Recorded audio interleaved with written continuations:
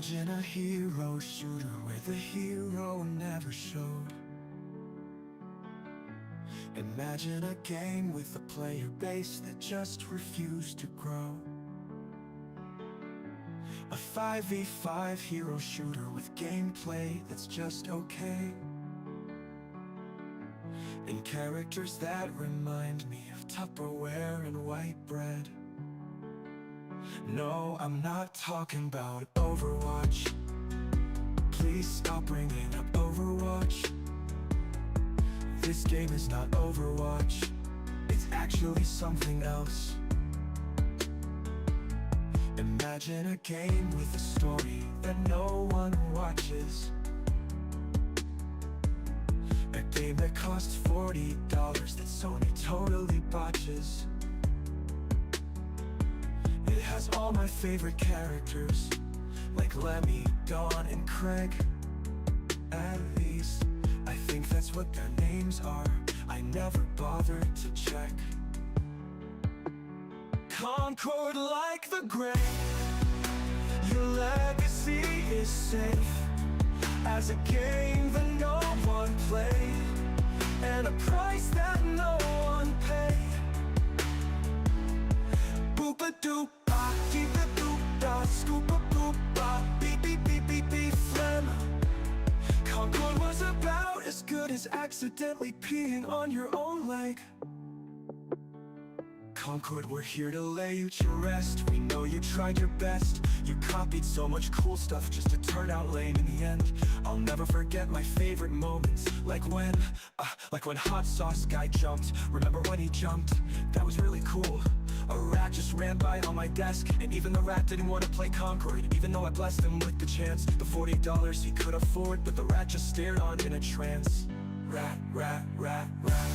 Concord's dead. Rat, rat, rat, rat. Concord's dead. The Costco guys made more money than you. They were just on Jimmy Fallon too. Imagine Lennox being on Jimmy Fallon, because I literally can't. The rat on my desk is eating all my Cheerios and grapes, and also Concord is dead. Concord like the grave, your legacy is safe. As a game that no one played, and a price that no one paid. Rat-a-ta-ta-beep-a-da, boop. Skim, milk, the rat freak, doo-da, doo-da.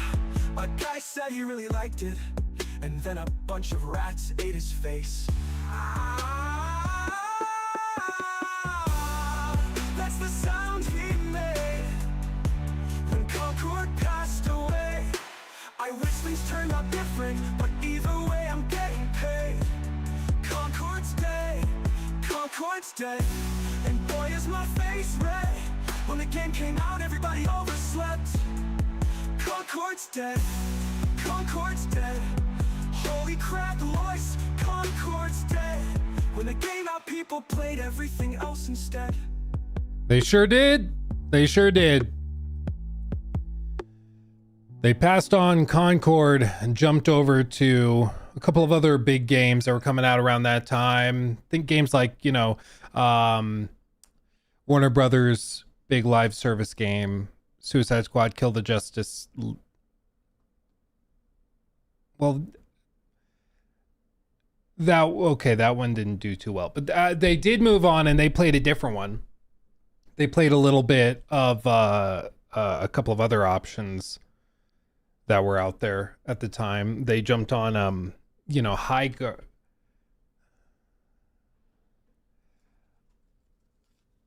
I don't know where the players went. I don't know. How are you guys? How's everybody doing? All right, the unalive unit. Yeah, that's what I should be saying to keep the algorithm happy. How are you guys? Bro, I was stressing. This morning, our power went out again. Seriously, if there's ever any wind along the Front Range, Excel Energy is like, shut it down! Shut it down! I think what it is that there was a forest fire like 2-3 years ago, and it was allegedly their fault because they didn't shut off power. The lines fell, started a fire, and then it turned into a whole thing. Allegedly, that's at least my understanding. And so now they are very, very overly sensitive to it, where anytime there's any wind at all, they just shut down power to entire cities. And it's like, can we not? Can we not? Damn, you need a generator? Dude, I got the generator, I got the battery backup and everything. But part of the problem is when they shut off power to the entire city, they also turn off power to like the hub that manages and maintains the internet service. So I would have to set up my Starlink to stream, which I can do. But Papa Elon also changed the pricing for Starlink. So now it's not like a pause and restart whenever you want thing, which is what it was when I got the Starlink. Now it's like you have to pay for a regular membership for the full month. You can't just like pause it when you're not using it, which is frustrating. It's frustrating. Much less viable. I will say that Starlink dish, it's the little Starlink Mini. I don't know if you guys have seen those. Starlink Mini. Yeah, it's literally like the size of an iPad. It's like tiny, tiny, tiny. But I got one of these. I put it in my luggage and brought it to the Bahamas last January. And the only reason I was able to review Kingdom Come Deliverance 2 was because I was able to download it from a satellite using this little thing while I was stuck inside in the Bahamas, sick as a dog with neurovirus. It was a whole thing. I will say, of all the times to get neurovirus, being in the Bahamas was rough. It was rough. Because like they don't have, like, there's not doctor's office. Like you're stuck, and there's not really any regular food infrastructure. So like you're eating questionable quality seafood that probably is going to make you even more sick, stuff like that. You know, we were stuck inside. The house's power was also really flighty, so regularly the power would go out, the AC would break, and then it'd be 85 degrees in there, and then you're also sick with neurovirus, and like your body's turning itself inside out. It was rough. It was rough. It was one of those times where I was like, you know what? I am a resort person. I am a resort person, and I'm not afraid to say it. You know, some people like going and living as a local when they go on vacation. Not me. Not me. Dude, everybody on the island got neurovirus. Like, we were on a smaller island called Exuma. Exuma. It's the island known for, like, there's pigs there that swim. So there's like all these little islands. And when they were initially settling the islands, like they would go and just drop off the pigs on this island. And they're like, we'll come back and get one when we need the food. And so we'll just let them live on that little island and we'll come in back and get them. Well, eventually the pigs adapted and it became like Pig Island. And so there's entire little like tribes of little pigs, not little, they're big, that live on these islands and swim around. And it's super, super funny. They're just very cute. But yeah, we were on this island, Exuma, and literally like the entire island was getting neurovirus when we were there.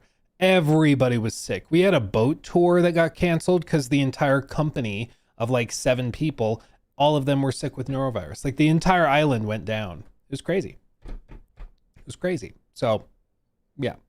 Luke, you're in the US. Eating questionable food quality is normal for you. Dude, I'm telling you, eating McDonald's plastic cheese is still like safer for you than eating like some of the seafood and stuff that you would see at some of these restaurants. Some of them were very, very nice. But I went to one and I ordered like a drink. It was just like rum, little pineapple juice or whatever. The sheer volume of flies swarming all of the bottles at this like professionally quote unquote run bar was crazy. She pours it all together, hands it to me, and dozens upon dozens of flies, fruit flies, all sorts of stuff. And when I like asked, can I get one without all the like flies in it? She looked at me like I was crazy. Like, it's a drink. Yes, there's flies in it. Like it was just like, That's what it is. I will say there were times where it was legitimately really cool. One of the coolest things you could do is there's a guy that would make fresh conch salad. And if you don't know what a conch salad is, it's this really fresh looking thing. But if you're wondering what that is, it's these massive like shells and slug things. And so when you would order one of these salads from this guy, he would literally be like, thank you, $20. Okay, he takes the money and puts it away. And then he would just leave. And you're like, where is he going? He'd get up, walk out the little door of his little booth, and you watch him, and he walks down to the beach, down into the ocean, grabs one, cracks it open with a machete, guts out the thing, and walks back up, and then chops it up and puts it in the salad and hands it to you. Like, that was cool. That was legitimately delicious and wonderful. But there's also a lot of other places where like they have a fish that's been sitting on the table for like 12 hours in the heat on the equator. And so if you don't have a stomach of steel, you'll get sick. So, you know, it was revealing to be like, okay, my stomach and intestines are accustomed to a certain level of like health food standards. Plastic cheese or not, there are health inspections. There were no health inspections here. Like none.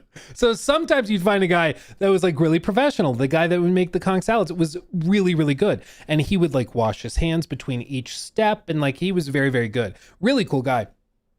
I bet I have a picture actually of that.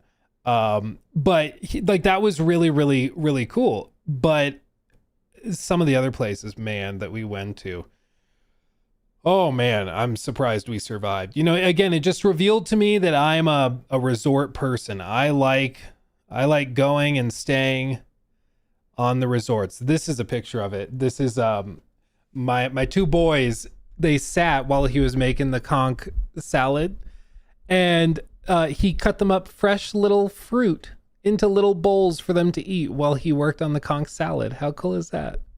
He was a really cool guy. Really cool guy. Apparently, one of his like common visitors is Johnny Depp. Apparently Johnny Depp like regularly goes down there on some sort of yacht and makes sure to always stop off at his booth to get a conch salad from him whenever he's down there, which is just kind of cool. Yeah, small world. They also told me that the Kardashians occasionally go down there, and no one in the Bahamas likes the Kardashians. Like at all. Like, yeah, they come down here and they act like they're royalty and they treat everyone badly. I was like, okay, that kind of checks out. Passes the vibe check. But apparently Johnny is like super nice, like super sweet. So anyway, there you go. Anyway, Bahamas discussion aside, my recommendation is if you stay in the Bahamas, you either go to a resort or really understand what you're getting into, because it's not as easy to just live local as you may think. Not as easy. Especially if you happen to get norovirus in the middle of it. But if you need to, you can download Kingdom Come Deliverance 2 through a satellite and play it while you are desperately trying to survive laying in 85-degree heat inside because you are turning inside out. There you go. Have I been to Cancun? I have not. We'll probably be going to Mexico later, maybe later this year, early next year, sometime around there. We'll see. But I have not personally been. I'm not. At Moleculoman donated $10 through Super Chat. Thank When you you said Exuma, my brain thought Exegol from Rise of Skywalker instead. Lol. I might not have gotten as sick there. It's tough because you can't talk about it without sounding like such a spoiled prick. Be like, I went to the Bahamas, and honestly, like, who says that? I am that guy. But it's because I got horribly sick. We were there for 2 weeks, and for a full week of it, I like couldn't walk. I was so sick. It was bad. At the Distinguished Dragon donated $20 through Super Chat. Thank you. Very Hey, generous. Luke, I feel like I just need to tell someone that my wife is pregnant and I'm so excited. I'm going crazy because we are waiting a couple of days to tell our families. We have been wanting this for years. Dude, congratulations. That's fantastic. That's so great. Congratulations. And I don't blame you for like being angsty and like excited. You know, I've been there. I've been there. So congratulations, my friend. Everybody, congrats to Distinguished Dragon in the chat. Congrats, my friend. Congratulations. You got this. My one recommendation, I wish somebody would have told me before we had kids. Prepare your lower back. I know that sounds like a joke, but seriously, when I've had like, when we had Lachlan, my body was not used to getting down and changing diapers and stuff or leaning over cribs so much. My lower back killed me for the first like 2 weeks of his life, which you're already in survival mode. So my recommendation is do lots of back stretches, do lower back exercises and stuff before the baby comes. You'll thank me later, okay? That's my recommendation. Little things. Everybody's like, oh, get sleep now. You know, stupid stuff like that. But like, seriously, lower back exercises and stretches. It'll help. It'll help. You got this. Okay. Can anyone add the Untitled John Wick game on their Xbox or Steam? I can't. It's been 5 days. I've not tried yet. I don't know.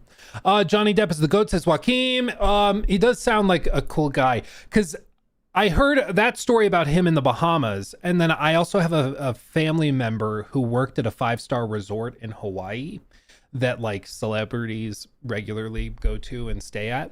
And they told me that like Johnny came once and was also just like the sweetest guy ever. They said the worst person they've ever personally interacted with though was Lizzo. Apparently Lizzo was unbelievable. Like literally treated everybody like they were her personal servants and wanted like a butler in her room 24/7 to get her anything, any snacks, any drinks at any time, any hour of the day, like crazy stuff. Like actually, and apparently some of the stuff she would say to people was like borderline evil and like it just nasty. So apparently she's horrible, but Johnny Depp apparently is very, very nice. I've heard that from 2 different places that Johnny Depp, when cameras are off and everything, is very sweet, which is interesting. Leo, thank you for the 5. Hey, Luke, wanted to say thank you for the gaming chair recommendation. Got a SteelSeries Amia. I can't read it. Amia, thank you. Hoping my chair, my back end bum, thank me, just fell out backwards for my current one. Dude, seriously, invest in your back and your back will thank you. I used to regularly have like crushing pain in my neck and lower like skull. I thought that was just normal. No, apparently it's not. So I recommend everybody, if you're gonna sit for hours and hours in a day, like invest in a good chair. Invest in a good chair. Your body will thank you. It's not a fun purchase. It's way more fun to buy like a nice TV. But seriously, if you invest in a good chair, your back will thank you. Meta, thank you for the 5. I don't know if it's my OLED or your camera, Luke, but geez, your streams are always so crisp. Thanks. Probably a little bit of both. The OLED works wonders. Works wonders. Razor Cat, thank you for the 5. Hey, Luke, just curious, where did you get the flame lantern thing on the back shelf behind you? I want one. This thing is literally just a flame torch, whatever, bulb off of Amazon. I got it initially to put outside of my house during Halloween, so it looked like we had torches on the side of like the garage door. But then I got them and then I forgot to put them in. So then I just had them sitting around. So I put them in there for the studio. So yeah, just look up like torch light bulb on Amazon. You'll find it. Yeah. Do I have an Aeron Classic? Yeah, I have the like boring old man chair, but it works wonders, dude. I love it. We did a sponsored thing with them because they found out I was a huge fan of Herman Miller rather. And so they reached out, were like, hey, do you want to work together? I was like, hell yeah, I love your chairs. And so they hooked us up with an Embody. And the Embody is like the more standard gaming chair, which is also a phenomenal chair. I just happen, my back really likes the Aeron. It really likes it. Yeah. Both phenomenal chairs though. Both fantastic. Okay, I read that one. Over on Twitch real quick, and then we'll get into the stuff real quick. Thank you, Nestor. Thank you for that. Hi, Luke. Love the content. Just wanted mini flex as I have finally, after almost a year, gotten a KCD2 collector's edition for a reasonable price. Just tagged you on Twitter. Really? Dude, that's great. Hold on. Please hold. I'm holding. There it is. Josh just shared it with us. Let's go. Let's get it. Looks good, my friend. Looks good. Repping the KCD2 collector's edition. I have mine right there. Right there. It's pretty, isn't it? It's pretty. Congratulations, my friend, and welcome to the club. It's great to have you. Directive 8020 May 12th. Yeah, we'll keep an eye on it. I'm hopeful that it comes together. When I tried it at Summer Games Fest, I was like, but hopefully it comes together. Epsilon Ray, thank you for the sub over on Twitch. Nunez, thank you for the sub as well. And Roundtable, thank you for the sub. Says, hey Luke, love the content and clips channel. Did you hear the High Guard artist deleted his Twitter? Keck. I did. We're going to talk about that and do a full debrief because there's a piece that I kind of rushed through when we were talking about it because the state of play was happening. So I want to do a final post-mortem on the whole thing. And then we should be able to like move on and not talk about it probably ever again. Probably once more when they fully shut it down. But yeah, we should be good. But there were a couple of things that I kind of blew past that I was like, wait a freaking second, what? When I looked back at the clip segment, I was like, I gotta throw that out because some one of these things is crazy. Luke, do you eat ice cream Sundays on a Saturday? No. Do people do that? That's insane. Tony, thank you for the 5. In a moment of weakness, I purchased / pre-ordered Crimson Desert Deluxe Edition. I forgive you, my child. I will tell Will that you did that. He'll be thankful, I'm sure. Vessel, thank you for the super chat. No more midnight releases, no hype for generational leaps, no goosebumps from any reveals. Is it me getting old? I'm 40. Or have things changed in the industry? Little bit of both. I think as you get older, your perspective widens, so you see more and you can remember when times were more magical and you weren't so jaded. But I think also times have changed. Just on a very basic level, like we will not see the leap from the PS1 to PS2, from the PS2 to PS3, PS3 to PS4. We will not see that because all technological advancement in the last 10 years has demonstrated perfectly the law of diminishing marginal returns. And so back in 1980 to 1990, huge leaps, and then to 2000, and then 2010 and 2020. We saw big steps, but each time they got a little less significant. And now the leaps are like, well, now we can hit 3840 by 2160 instead of 1440. So go team. It's just not as exciting, which is par for the course. That's pretty standard. But that's just where we are now. It's where we are. It's not the end of the world. If anything, flip it on its head. Maybe it's a good thing because it means that it won't be so, games won't necessarily be so locked to newer hardware. So you'll be able to play more games with like portable gaming devices. You'll be able to play more games that are built to be scalable across hardware. So you can play the same game on your console as on your PC as on your handheld so that you can share the experience no matter where you are. I think that's maybe the more positive takeaway. But I do think that what you're reporting is correct, that we're kind of past the age of massive leaps. When you see a trailer for a game, you're like, how is that even real? Though to be fair, that is sort of happening with Crimson Desert. So maybe it will happen. Next gen will likely be 240p upscaled to 9K. Yeah, with ray tracing though. So that means it's okay. That means it's good. I pre-ordered Crimson Desert, took 3 days off from the office. Oh, well, I've heard of, actually, you were like the third or fourth person I've heard say that they've already taken work off for Crimson Desert, which is really funny. The Tom, thank you for that. I do think that the focus on ray tracing has slowed progress, but once leaps are made, I believe it should increase. Yes, well, and the way that like Digital Foundry described it, I thought was accurate, where they described it as like the ray tracing shift going from rasterized rendering pipelines to ray traced pipelines. There's a lot of groundwork to be done, but once that groundwork is done, it should allow for more dynamic game development where you can have things like, much faster development because you're not having to do things like carefully baking lighting and doing all this crazy stuff. We'll see if that happens. We'll see. I think the hardware is finally getting to the point where it can run ray tracing without totally chugging. The 20 series graphics cards, it was like, are we really doing this? Because it did not run anywhere near well enough for how like much better it looked. It didn't look that much better for how poorly it ran. So we'll see. It is the new norm. It is the new norm. So here we are. Yeah. Yeah. Finished KCD 2 I can't read. Finished RDR 2 for the first time. I am broken. Broken. Dude, for real. Don't worry. That feeling of despair you feel in your heart right now will never go away. You'll always feel like this. Arthur Morgan, it does it to all of us. So, good luck.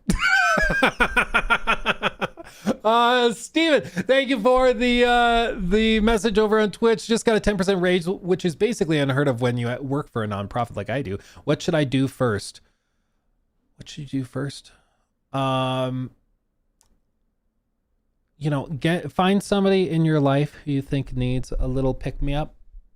Just get them a little something, just to show that you care. Just a little something. Maybe they've been talking about trying a game that they've wanted to get into, but they can't justify the price. Maybe give them a little gift, something like that. Or gamble. I've heard sports betting is fun, so maybe that. You got options. I hear crypto is a great place to park your money nowadays. You've got options. And then Chancellor, KCD and KCD2 are now part of Game Pass. I find that PlayStation doesn't get the same treatment on PlayStation Plus. Do you think there is something of note there? I think they just pick their battles a little bit differently. I think Microsoft is more aggressive with it because they kind of need to be. It's kind of their whole thing. Luke, how you liking High on Life 2? I haven't played a ton of it because I've had other things to play. Allegedly. Like I've played other things like Reanimal, that's the freaking name, and Mugenics and stuff like that. High Guard. So I've had other things to consume my time, but I do plan on going back through High on Life 2. Yeah.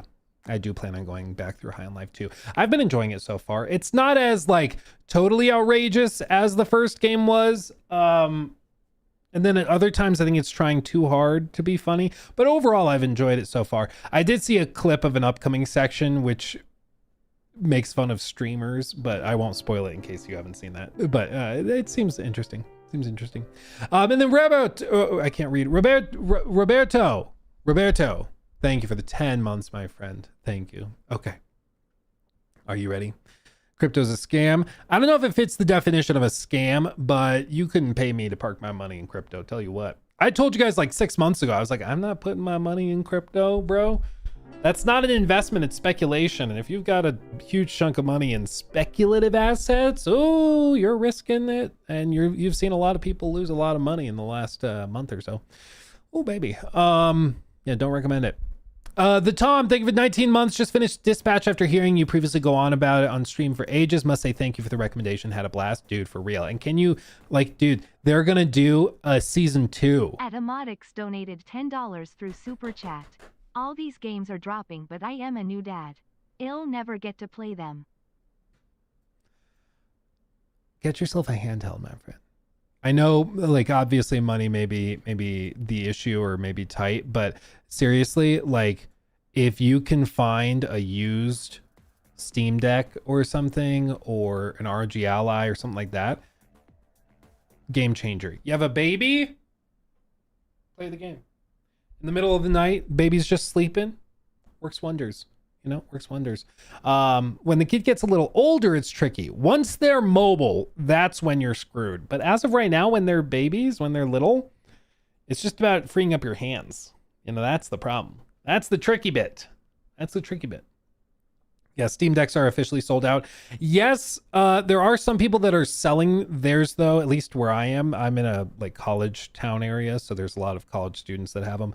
And they've been selling them to go and try to get more powerful handhelds, like the ROG Ally X, or they're selling it to try and get a Legion Go 2 or a gaming laptop and stuff like that. So they're if you wait and like look hard enough, you should be able to find some used ones, which are totally fine. You know, we're in the age of getting used hardware. Do that because it gets you a better value. Usually like after a day, you're not even going to remember that it was used. So who cares? You know, as long as it works, right? And like in my case, we had a sponsor thing that we're doing. I have to be careful because I'm not allowed to talk about this too much, but we have like a sponsor thing we're doing. And the sponsor specifically said, we want you to like check this out on the Switch too. And I was like, well, I don't really have one. They're like, well, that's what we need you to like try it on. I was like, okay. So I got it used from a college student, so I didn't have to give Nintendo money. Problem solved. And funnily enough, this was back in like December. The college student I was getting it from went to CSU, and he was telling me that he was selling his Switch 2 because he played Mario Kart World, and he said that shit was boring as fudge. And he was going to sell his Switch 2 to buy a Steam Deck instead. And I was like, my boy, bounce it, like jumping ship out of Nintendo straight into PC game. I was like, this is the guy. He's got a bright future, you know. I respect it a lot. Oh my goodness. But yeah, I recommend that, you know. Not to mention that like when you go, and at least I like the idea of buying some of that stuff used, because in that case, like it allowed a college student to go and get like a Steam Deck, you know, whereas if you just are only ever buying new stuff, you might end up with like a lot of e-junk at the end of the day, you know. Kids all right, you're damn right. I think that but unironically, I think that is happening with a lot of people. I think a lot of people are starting to kind of pivot and shift towards PC, especially as every game is coming to PC anyways. A lot of them are starting to figure out, oh, I could just go over there. Okay. And I think that's happening en masse, as it were. En masse, as it were. Oh, I already have that. I have Sunshine Moonlight set up for my 4K OLED TV, and I have 1 terabyte OLED Steam Deck. Still time. Okay. Yeah. No, the time restraint is frustrating, but that's why I found it's those little snippets. It kind of changes what kind of games you look into playing though. Like you start playing more of the pick up and put 20 minutes in, 30 minutes in type of games instead of the monster, like, you know, 500-hour MMOs, which I think is okay, but it changes. Your time restraints kind of shifted over what you can do. Okay. Do you know what's going on with Ashes of Creation? Wild Studios all but gone. Dude, there's going to be so many lawsuits because now there's allegations of like straight up financial fraud. I got to dig into it because it all sounds insane, like absolutely crazy. But anyway, let's do this. New segment. I'm going to try to focus. It's not going to work. Here we go. Thank you, Sealy, for the sub. All right, everybody. So I wanted to do one last goodbye, one last post-mortem look at our dearly beloved Highguard. Okay. The reason I wanted to do this is for one, because we have a couple of updates, things that just broke in terms of like breaking news in the last few minutes even. But, or the last couple of hours. But beyond that also, when we last talked about Highguard, it was right before the PlayStation State of Play on Thursday. We had like 36 minutes before the show started when I started that segment. And so I was kind of rushing and I blew past 2 of probably the craziest tidbits. When I was looking back at the clip and like thinking about it, and I was looking back at the statement that the dev made, I was like, wait, did I not talk about that? And I looked closer and I was like, oh my God, I think I blasted past it. I looked at the clip again. I was like, dude, I like didn't circle on this at all. Cause one of the most insane things is right here.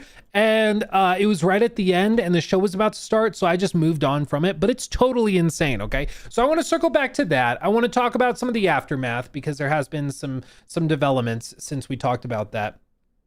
Not to mention one of the breaking news elements, which is that the thing just continues to implode. So here we are. This, I think, will be the last time we talk about Highguard for a good long while, probably until they fully shut it down. And I'm sure it'll come up again at the end of the year when we're talking about the Game Awards and all that. But for now, this should tie it up. But there's two specific little tidbits and aspects I wanted to focus on and drill back into. But long story short, the update we have is that the Highguard website is officially like down. It's just been shut off, which is really, really strange. They did say that they're going to continue working on it after laying off pretty much everybody, but we'll see what that actually looks like. In my experience, a studio can't lay off 90% of its employees and expect things to run normally.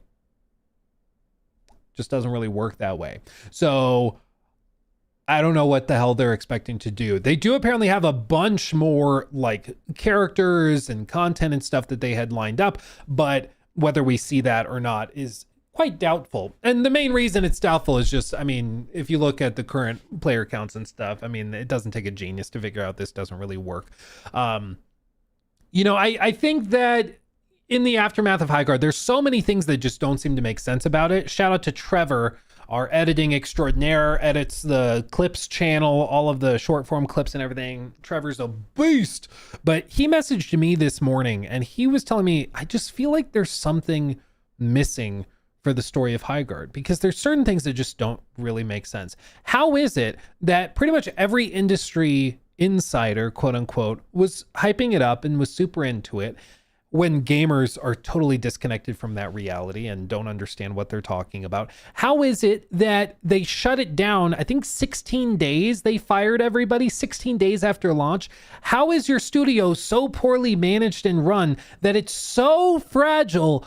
2 weeks, a little over 2 weeks after it launches, if it's not going well, you fire everybody. How do you not have more in the bank? How do you not have more of a runway? Like, what?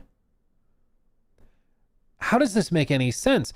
And furthermore, how did they end up in this position where they thought that this was honestly going to end up being the smash hit that was described in that initial statement from one of the devs? Now, I have some thoughts, and the thoughts I want to focus on are twofold, and they're things that we kind of skipped over when we discussed this on Thursday, like I mentioned in the preamble to the segment. When we talked about this big statement from one of the devs, the state of play was half an hour away, so I was rushing through it. And dude, there's two individual segments in here that I blew past, namely this section right here. And then there's another statement that was made very, very early on in the post, which is right here, which is also patently insane. So I'm going to tell you about it. Okay. Because I think the story of Highguard will continue to be discussed and broken down over the next a few years, honestly, but I think it is a textbook example of a sort of arrogant entitlement from the part of publishers and devs. This happens at big AAA studios like EA, Ubisoft, whatever, where they feel entitled to the players. So even if like we're doing surveys, or even if we put a trailer out and it's mass downvoted, it doesn't really matter. They're going to show up anyways. They're going to play it. They're going to like it. You know, that mentality where, well, we like it, so you're going to like it, you know, and then they act shocked and they blame you when you don't think it's that fun, when it's like, you have this relationship backwards. You're supposed to be making something I want. You're supposed to be appealing to me. The analogy I made on Thursday was, you know, it's like if you go to a restaurant, you order, like you look at the menu and like, this all just doesn't look very good. And the chef comes out and is like, why did you not eat or order the pig snout sandwich served on a car tire? And you're like, because it looked bad, sir. It looked bad. I didn't want to order it. And he's like, well, you're being too judgy. You're being hateful. It's like, okay, cool. But like, your job is to sell me. Yeah, the German French chef. I don't know who that guy is. But like, your job is to make something I want. Like, what do you mean I'm being judgy? What do you mean I'm being dismissive? You have this dynamic backwards, my friend. That's not how this works. That's not how this works. And so I think that entitlement is part of the angle here. 2, I think that, as I've said before, hype makes you stupid, right? This is true for gamers looking at something they're excited for. And it's also true when it comes to the companies making something, where if the developers start to get hyped up on what they're making, they get those like Tom and Jerry $ eyeballs, and they lose sight of what reality is. They just totally become disconnected from it. And they start doing and saying crazy things. Like they lose their minds, okay? And I think that also happened here, okay? There's a couple of pieces here where people will start to assert things they want to be true as if they are true until everybody collectively believes it. And they sit in their bubble, and then they're shocked when the feedback is negative once it breaks into the mainstream, once people actually end up looking at it and are like, I don't see what you're saying here. You know, I'm not seeing it. So we're going to look at each of these because there's a couple of key factors here. Where's my link? Yeah, dude. Oh, and I got to talk about this one too. This is also really, really stupid. One of the best statements on this topic was actually made by the CEO and creative director for No Rest for the Wicked.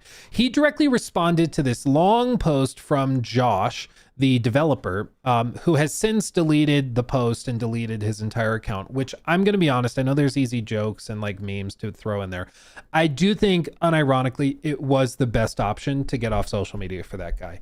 He described how he was an autistic adult working in the industry, clearly high functioning and everything, but that post did him no favors. It did the devs no favors. It was basically a deflection of all responsibility. It was a bad post, which is why people like myself and many other people talked about that post, because it was very out of touch and disconnected. And it was basically blaming everybody but the studio for making something nobody wanted to play. And so I think it was a good choice for him to disconnect from social media. I think there's a reason why everybody else at the studio had fully disconnected and was not trying to make any statements. They probably are thinking everything he's saying, but there's a reason they weren't posting it publicly, because it just doesn't get you anywhere. And so I think he made the right choice for his own mental health by disconnecting. So I will not shame him for that. That being said, you are an adult and you did make a public statement, so we can talk about your public statement posted to a public forum.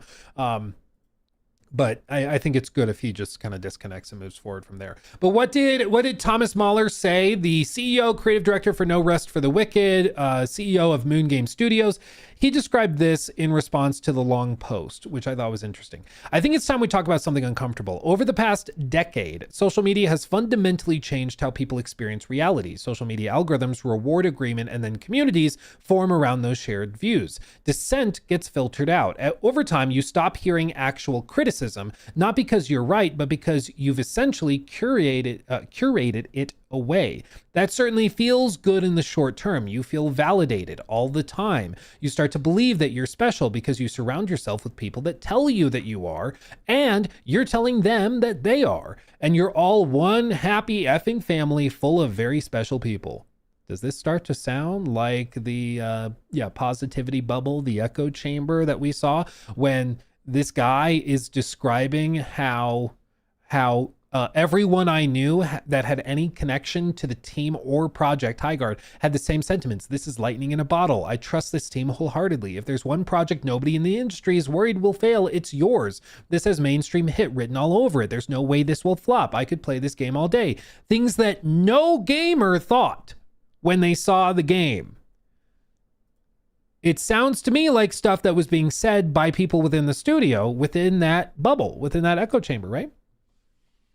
It's exactly what's being described.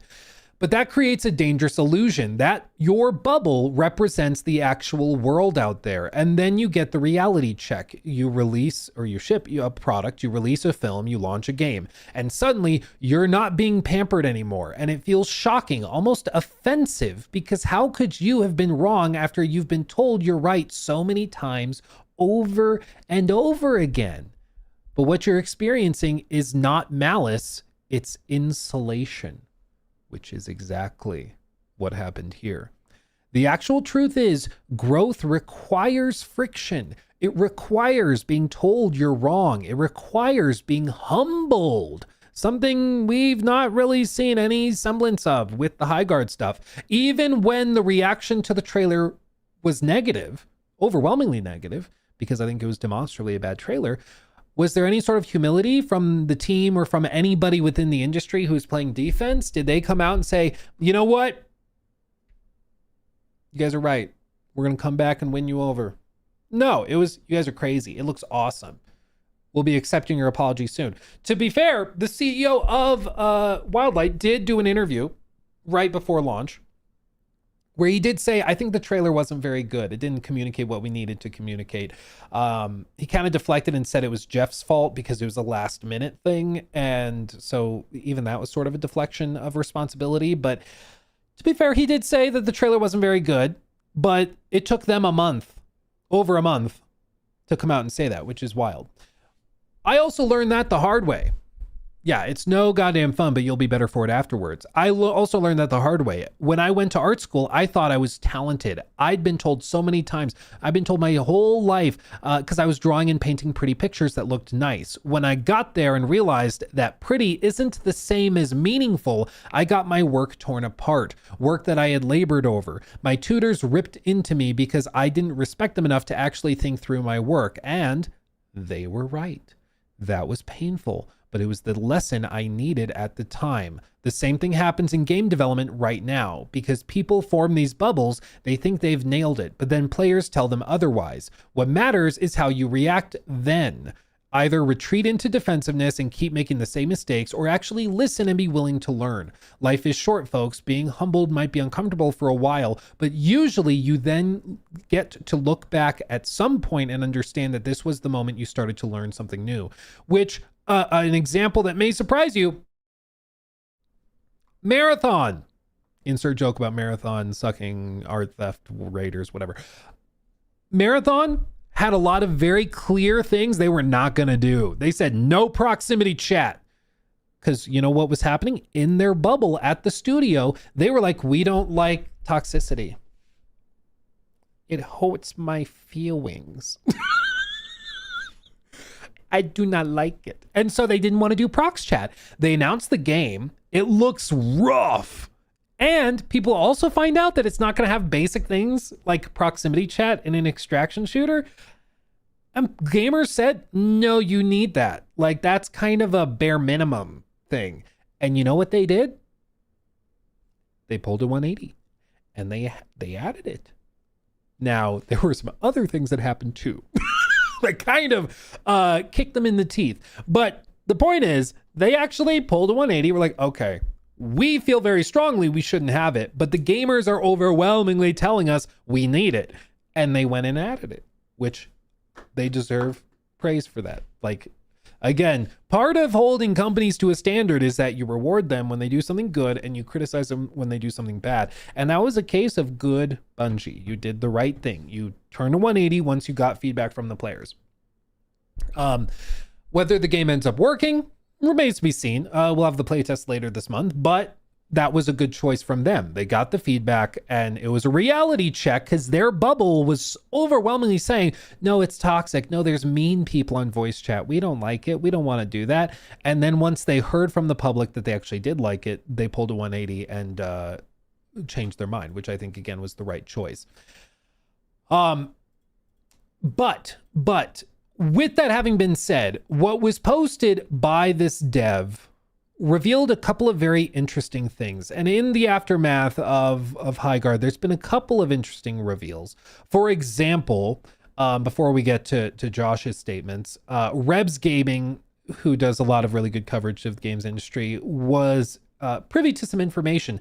Lead character concept artist Christina Ferez revealed that she was the only character concept artist and also had to lead the MTX team at the same time. She only had 2 to 3 weeks to design a character and lead the microtransaction team within those weeks, which was very challenging for her.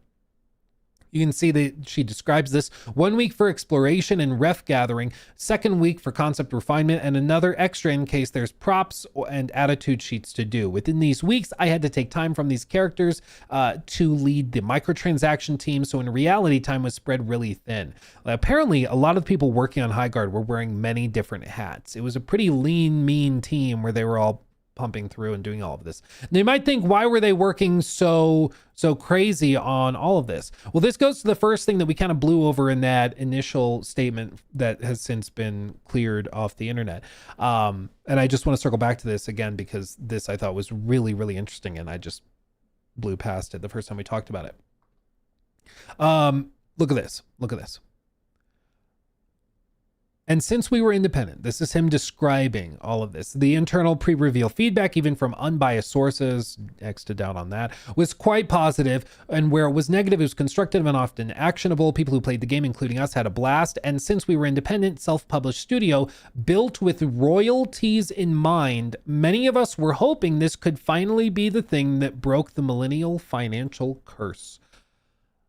I didn't even really process this when we first read it, but I'm pretty sure what this is describing is that they had built this studio out, and the original core team working on the game was going to be assigned royalties, meaning that for every year, if they did $1 billion in revenue or profit, the employees on the original dev team would get royalties of like 0.1%, 0.2% of revenue, whatever it is. Or maybe it goes into a general pool, 5% of profit goes into a pool, and then that gets divvied up among the team, whatever. What he's describing, this could finally be the thing that broke the millennial financial curse. They were hoping that this would make them rich, that this would break the millennial financial curse, that they'd be able to finally buy a house if they got this. What's the millennial financial curse? It's the same description as, like, you know, the thing where millennials can't buy a house. Millennials have no investments. They have no retirement accounts and things like that. And remember what I said about how when people get like the idea of potentially making money, they get the, you know, Tom and Jerry $ eyes, and they lose sight of reality because they really are hoping for something to be true, even if it's not, you know? This is how it happens. I mean, it's exactly that. He's just describing, yeah, they built this studio with royalties, and that's what they're hoping. It's because they went to art school.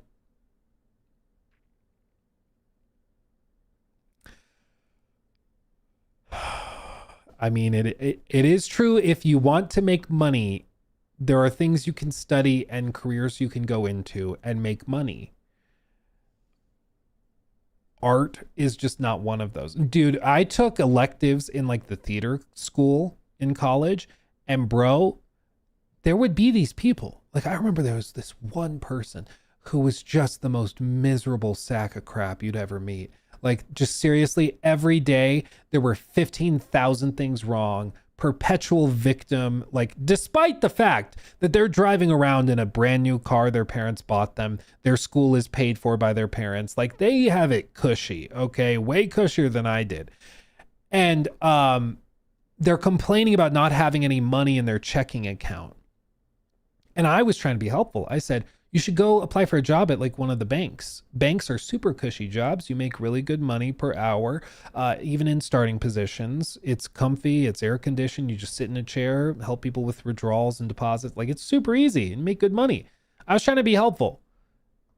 Turns to me, gives me the stinkiest, grossest look. Is like, yeah, I don't want to do that. It was like, okay. Cool, you know, whatever. What are we doing? Like, I was just like, okay, you want money, but then you're also saying I don't want to have to do any work for it. And I also, like, they would also go on and on about like how people with money are evil and everything. And it's like, bro, if you hate something, you shouldn't be surprised when you don't have any of it. Okay. If I hate money, I don't get to complain when I don't have any.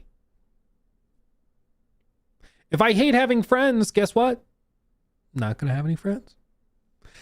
And to then go and complain about it is stupid. Dare I say dumb? Okay. So, if you go into artistic fields, I think that that's really admirable because it's a labor of love. It's something you're doing because you don't necessarily, you're not expecting to get rich or anything, which is totally fine. It's hard for me to understand. Some people just genuinely don't want to, don't care about their financial position. They're fine, just chilling. Honestly, they're probably way happier than I'll ever be. But, yeah. Anyway, continuing on. The second and most insane thing, though, that I think is such a tell and mask off moment, accidentally, was this portion right here. Because we got to this section and the state of play was happening. And so I just immediately blew past it. But I thought this was so insanely revealing. Also, this is at the very end of his post. I just want to shout out some incredibly supportive journalists and creators who genuinely made a night and day difference in enduring the last 2 months. All of these folks deserve far more credit than they get for their empathy, intuition, and integrity. I'm not sorry. Okay, I was about to say I'm sorry, but I'm not sorry. The idea of a supportive journalist is insane. That's ridiculous. And to think that there should be such a thing as a supportive journalist betrays a lack of understanding of what the hell a journalist is even supposed to do. That it's hard to put into words, okay? It's literally the same as if oh, well, I found a journalist who's really supportive of Putin.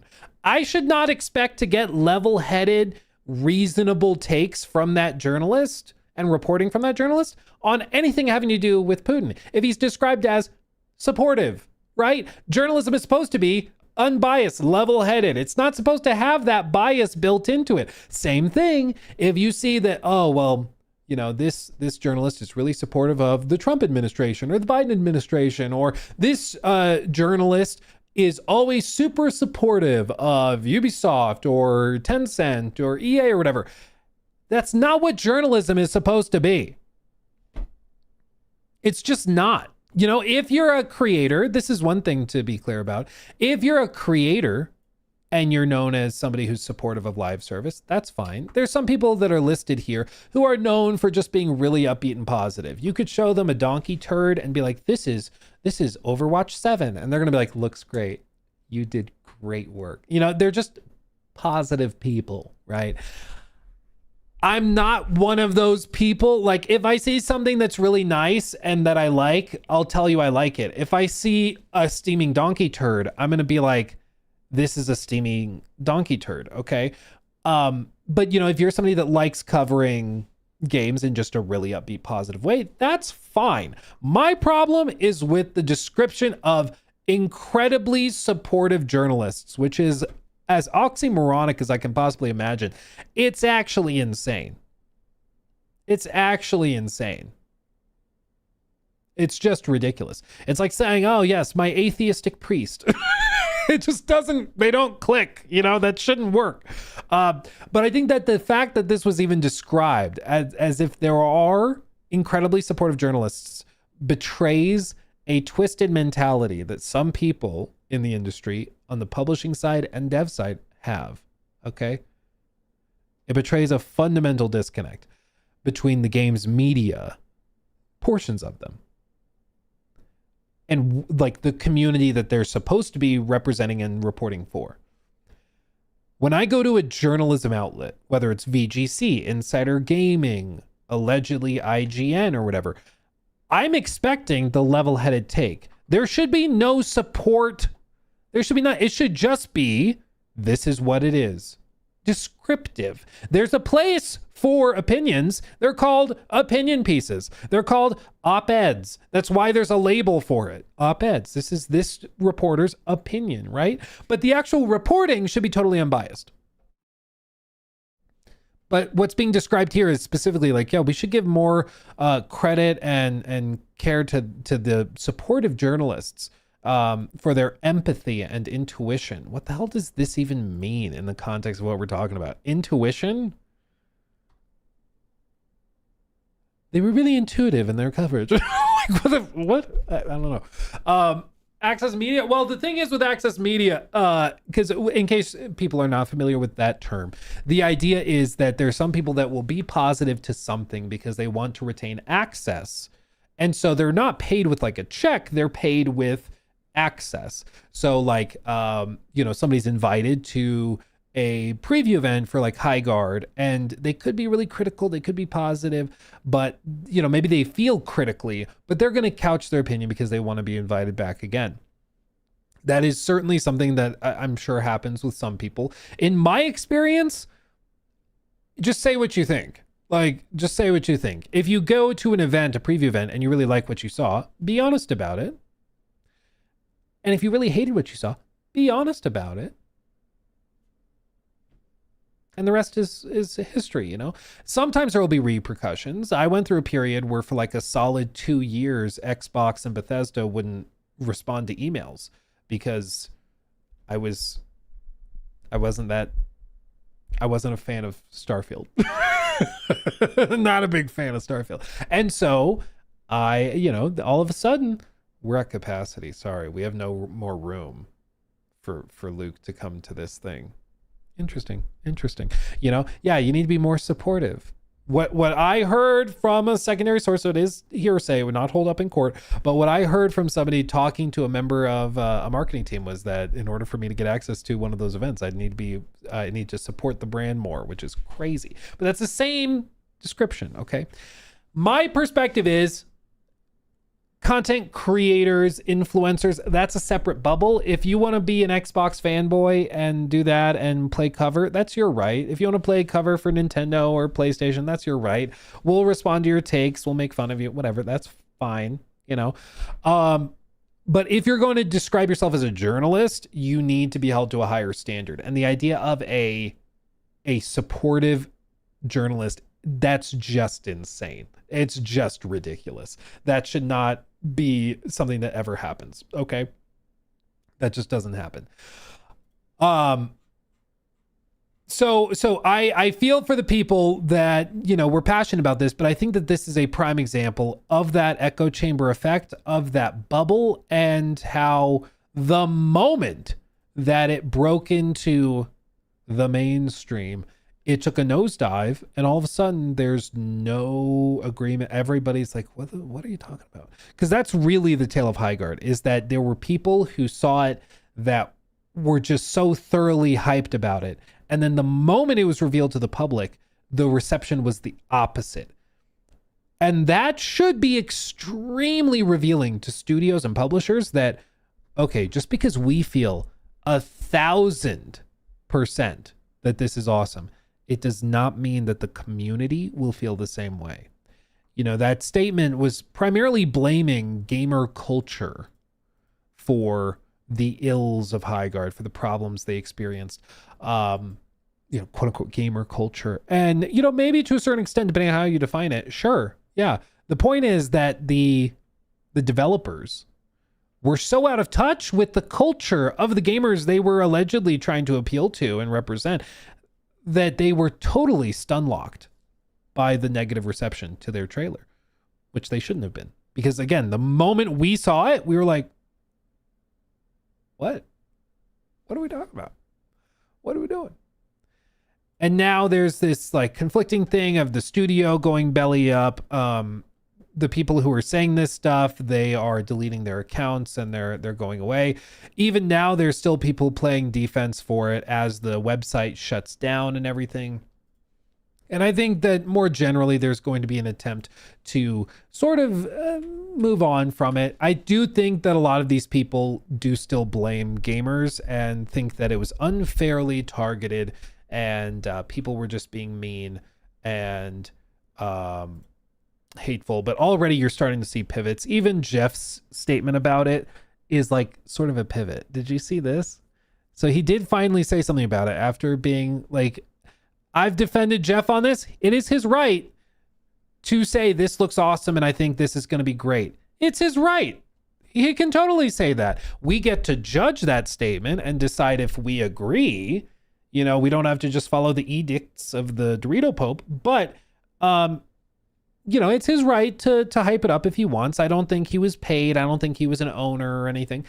But Jeff did certainly hype it up, and I do think he was a little arrogant, not even a little, a lot arrogant with a lot of it. You'll owe me an apology in 48 hours, or I'll be accepting apologies from you in 48 hours, stuff like that. And then with this to me, it feels like a pivot, right at the very end, after attaching himself so closely to it, hyping it up so hard. A large part of the Wildlight Entertainment team that worked on Highguard has been laid off just 16 days after release. An unfortunate, brutal, and sad outcome for a game I enjoyed in early playtests. What about at launch? What about in late playtests, Jeff? I'm starting to think there's like a little pivot. I liked it a long time ago. Okay. I liked it back before all of this. Okay. Not my fault.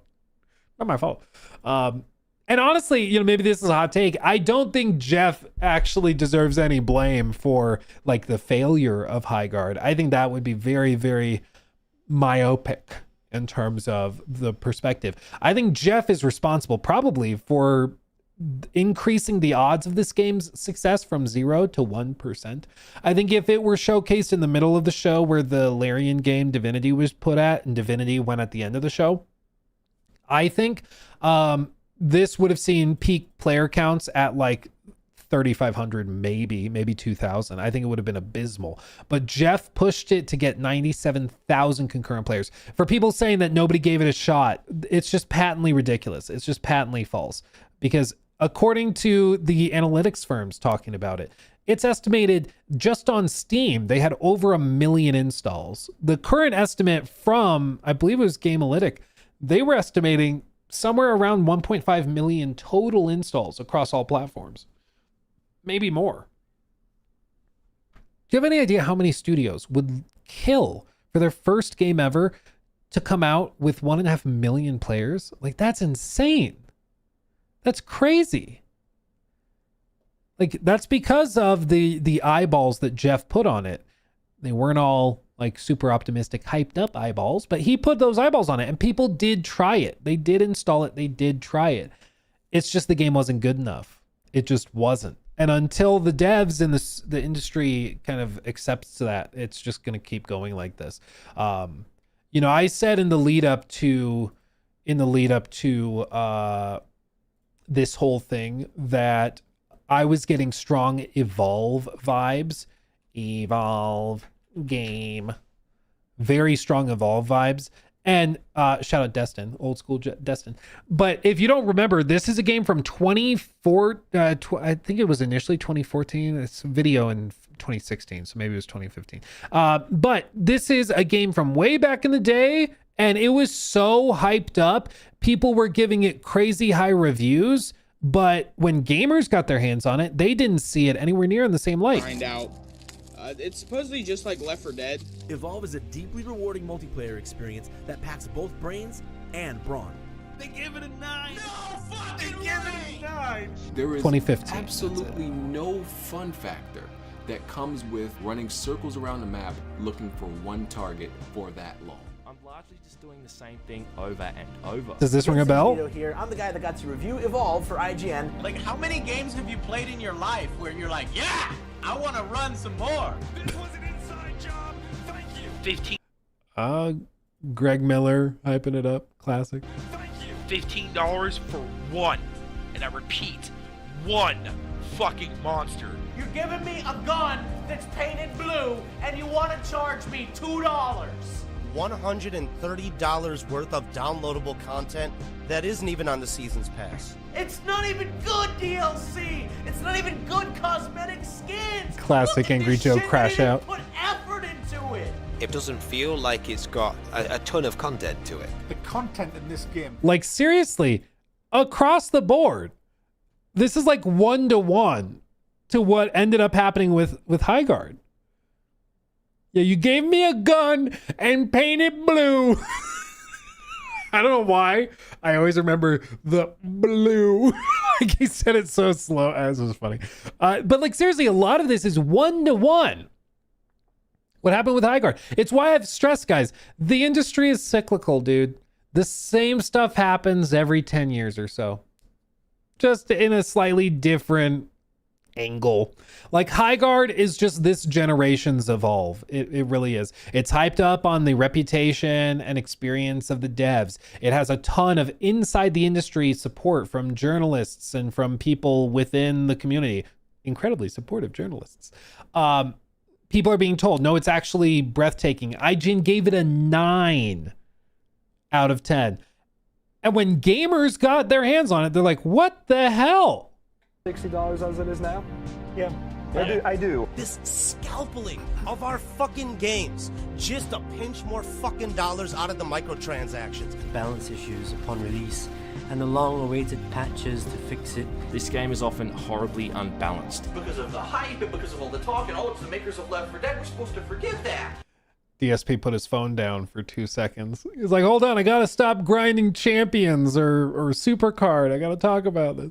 Hold on, where's the blue? No. And the very fact that you can't be a monster if you're playing in a party. Give me a gun and paint it blue. 90% of the people that were playing it are no longer playing it. Oh, did I skip? Repeat, one fucking monster. You're giving me a gun that's painted blue, and you want... You're giving me a gun that's painted blue.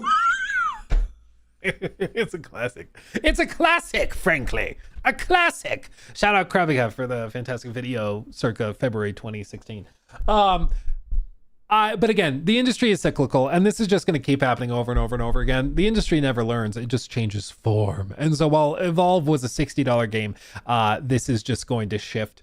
And now it's free-to-play games is the new angle, but it just goes to show you pure hype from industry insiders will not carry a game across the industry or across the finish line. It takes a lot more than that. And I think unfortunately for them, it's a lot harder to sell your game now. It's the same thing when we looked back at, circa 2016 again. If you look back, the original sales numbers for something like Mafia 3 were actually quite impressive, like way better than I would have thought. The game was like roundly mocked for being unoptimized and really poorly executed. But Take-Two Interactive announced that it shipped 4.5 million units in its first week alone. And this was a game that received 5 out of 10, 6.5 out of 10. This would not happen in 2026. A game that reviews this badly would not sell 4.5 million copies. It just wouldn't. It just wouldn't. So I think the industry has just changed. And personally, I think it's a much bigger topic, than just this. I think that there's angles of I think they've got to walk back the $70 price hike. I think they got to go back to 60 for 99% of games. I think they got to meet gamers where they're at. Gamers are telling them this is not worth 70. They should believe them. And I think that that's also, at the end of the day, the lesson with all of the Highguard stuff is that if gamers are telling you we don't like this, listen to them. Listen to them. At some point, when gamers tell you through downvoting, through negativity, through discourse, listen to them. If you can avoid stepping on the rake, avoid stepping on the rake.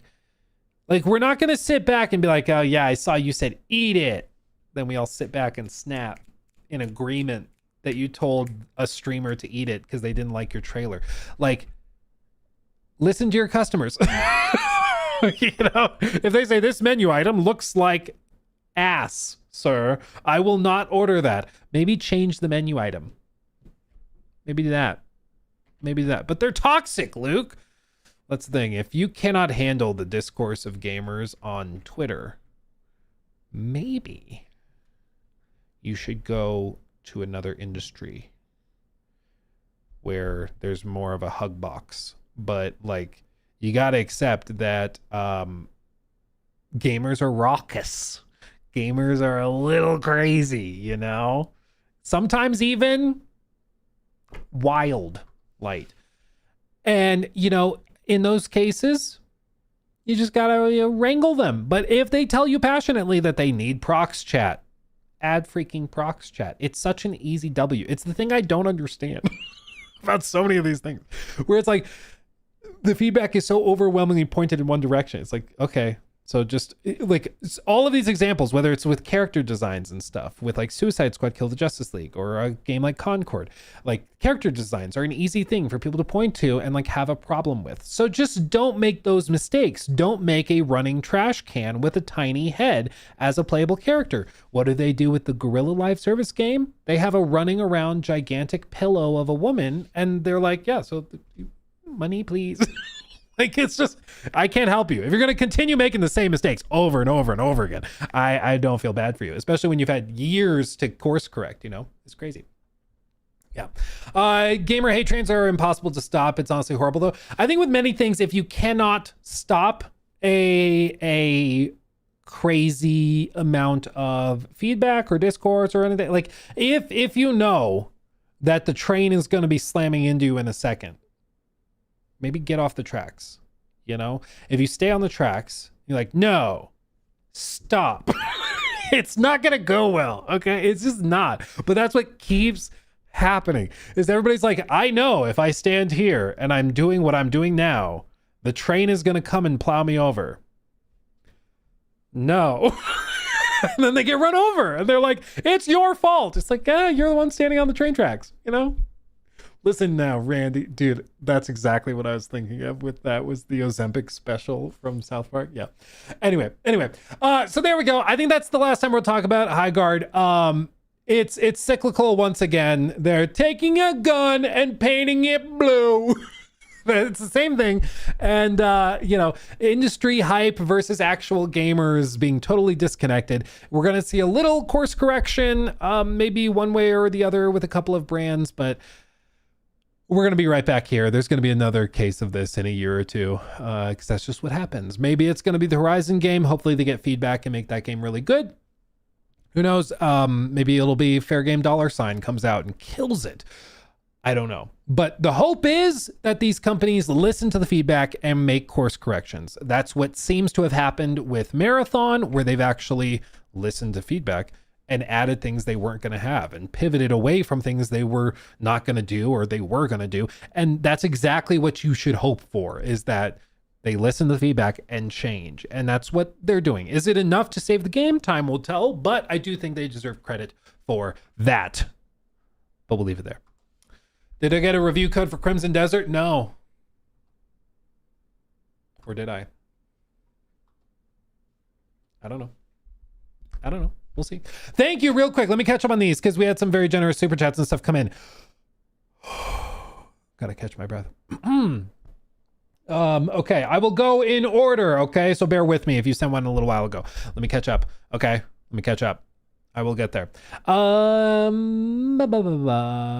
Okay. Trafalgar, thank you for the 10. I'm upset that the next Cyberpunk will be Unreal Engine 5. I think Cyberpunk looks way better than most Unreal games. It runs better than most do in Unreal Engine 5. Fear it will remove the Cyberpunk aesthetic too. I mean, it'll look different. It'll look different, certainly, but I think the main reason they wanted to do that is to be able to work way faster and acquire like a lot more broad talent. I think that that's a big push for it as well. So I think that that's certainly a piece of it, but we'll see. I mean, the number one complaint with Unreal Engine recently has been performance, and that performance is bad. So they know that, and they're gonna work on that. I'm sure that's like top of their list, is make sure it's optimized and runs well, especially after Cyberpunk 2077. So they know what the assignment is. They understand the assignment for sure. Let's see. Wait, where did I leave off? Oh, I read that one. Oh,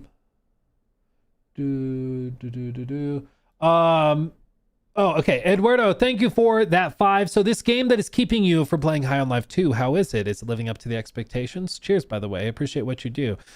The game that is keeping me from playing High on Life 2, I'd say if I had to put a color to the game,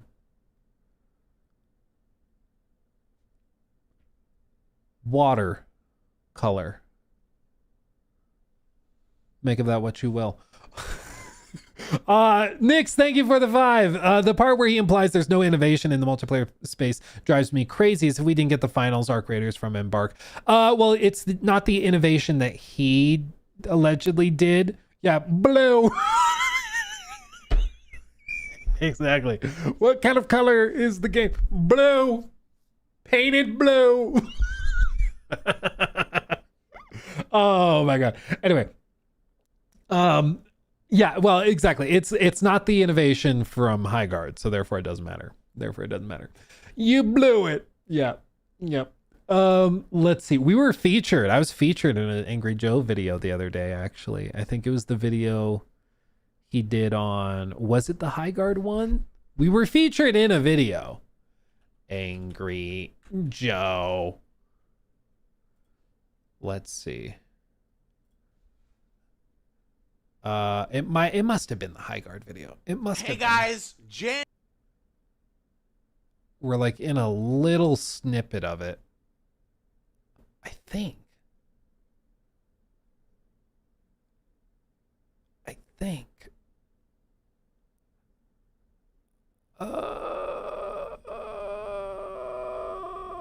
Do I care that much? Is it important? Is it important? Oh, there's Yong. the game saw an 85% player drop in just a few days, down to like 5K now. I'll be honest, I thought it'd take a little longer to gauge the viability of Highguard as a long-term live service, but looking at current numbers, it's very apparent that I think Highguard is in a lot of danger. You can tell that the interest surrounding this game is not particularly high. See that just a few hours after launch, the numbers started to dip pretty meteorically to the point where we quickly saw the game's player numbers dip to the low 10,000s, which is not a good sign for a live service that's only been out for 24 hours. That's before a 5v5 mode patch update that brought it temporarily back up to about 11K. But now it's dropped again. It was too little too late. Hell, even during the first 4 days we were running into issues finding players. You can get right there behind cover. Oh my god. Oh my Oh, god. dude, it was so broken at launch, yeah.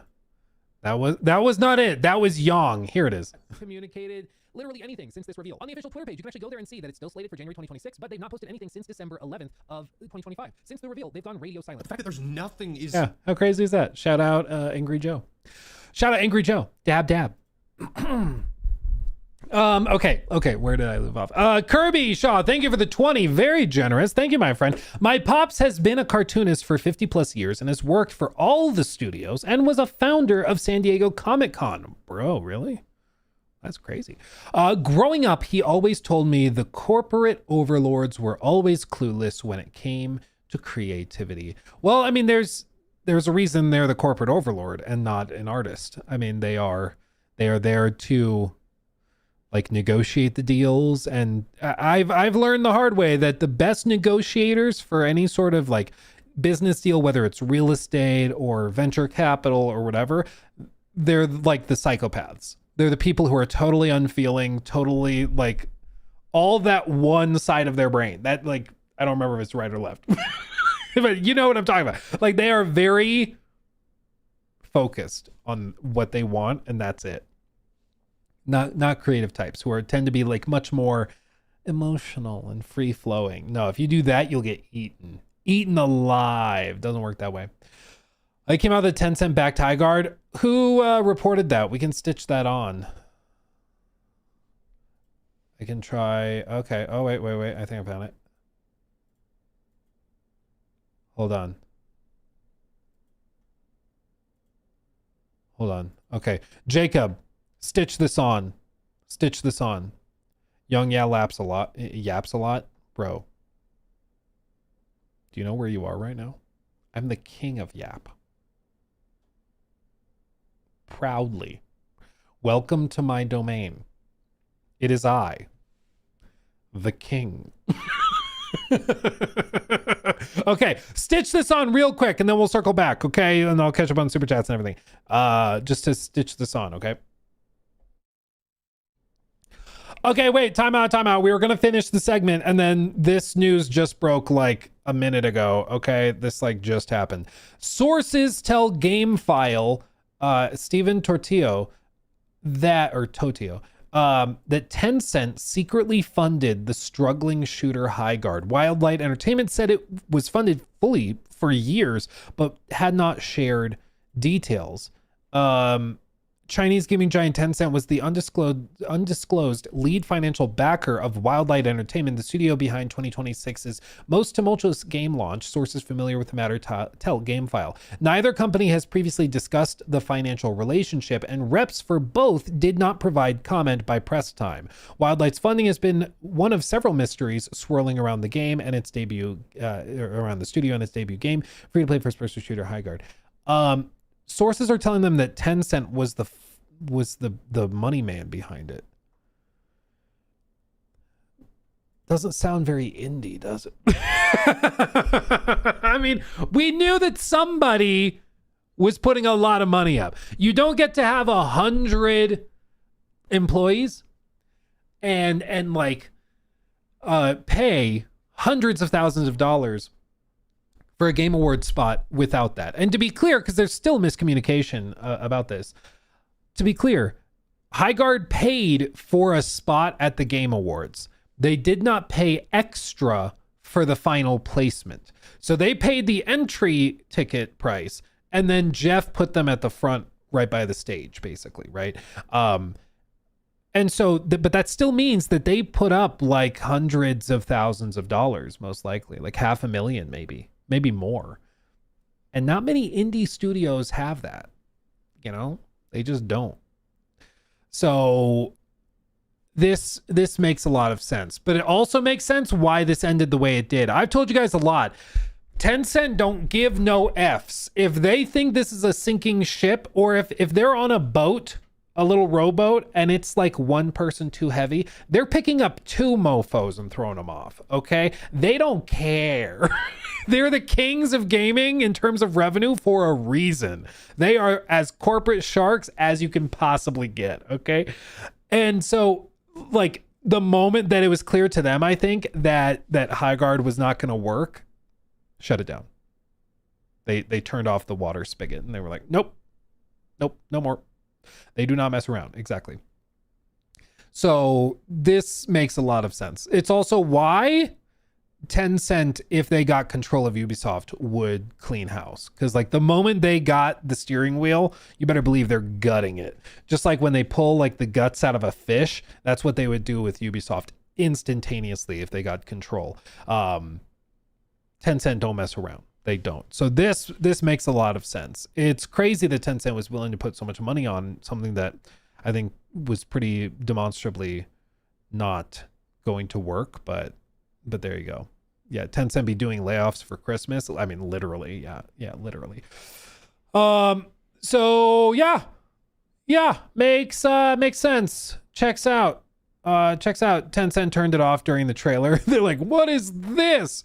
Well, it just goes to show you again, you have to remember, these are employees at a studio that left another studio, and none of them were getting rich at EA, at Respawn. So where did the money to fund 100 people's salaries for, like, even if the game was mostly put together in 2.5 years, that's still millions and millions and millions of dollars. You have to get funding from somewhere. And for them, questions initially were like, did Jeff help find this? I don't think Jeff has that kind of money, frankly. I think Jeff's doing very well, but I don't think he's got that kind of FU money to just throw $50 million at something. You know, I don't think that works.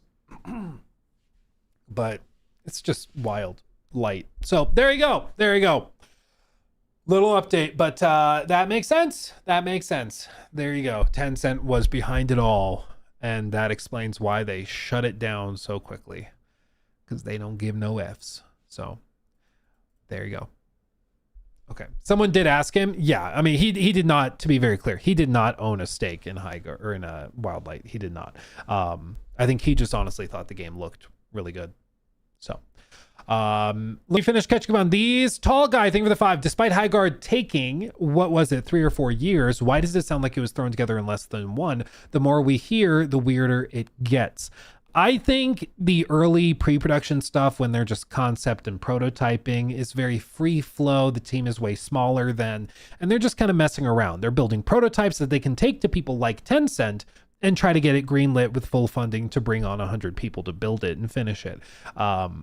But, you know, when they're doing the early stuff, just prototyping, they're just shopping it around to publishers trying to get funding. And that seems to be what happened here. Beano Baked, thank you for the membership, by the way. Zach, thank you for the 20. Very, very generous. Appreciate you. Luke, I have a long question for you. It's the best kind of question. How do game companies have the obligation to give review codes to major gaming outlets, streamers, and YouTubers? Wouldn't it be better to have everyone get I can't read. Wouldn't it be better to have everyone play it day one? They don't have the obligation to. It's an expectation now. So for years and years, through the 80s and 90s and 2000s and 2010s, it's just been the standard that when a game is about to come out, the publisher will send copies to trusted reviewers who have audiences that follow them to instill confidence in the consumer to say this game is good and it's worth your money. That's the expectation. There are still, to this day, there's examples of games that don't do review copies. I mean, games like, for example, High Guard, or another one, Mind's Eye. There's plenty of examples of games that do not do review codes. It's their right. Nobody's entitled to a review code. But the reason companies do it is because if a game comes out and gets really good reviews, generally it means that it's a good game and worth your money. Sometimes not. Other times, you know, they don't send review codes and the game ends up being amazing. But most of the time, if a game is really good, they want the press to hype it up, right? So it's not an obligation. It's more of an expectation from the consumer, I think. As for wouldn't it be better to have everybody play it day one? There are games that do that, usually live service games where they'll just drop it, because if Call of Duty knows that you're going to play the multiplayer mode, like they don't need reviewers to review the multiplayer mode. They'll still sometimes give access early, but even then you can't really judge it until the player base hits. So yeah, I think that's most of it, but it's mostly just a holdover from days gone by, and now it's an expectation from players, for better or worse, you know, for better or worse. I think generally it leads to better results when companies are being transparent, doing, you know, preview events or doing reviews. I think all of that is good and healthy for the industry. The moment that companies start to bury stuff and keep it hidden until the last possible moment, I think that's a bad day for the industry. I think that's how you get a lot of crap, you know. Don't think that's a great idea, personally. Okay, let me finish catching up on these. Samuel, thank you for the 10. So I finally bought a PC gaming laptop and just curious what you choose to play on, console versus PC. I'm playing Baldur's Gate 3 and any FPS on PC. Holy smokes, it's so cool. Welcome to the family, my friend. Appreciate you being here, joining the fold of the PC Master Race. Isn't the water wonderful in here? It's great.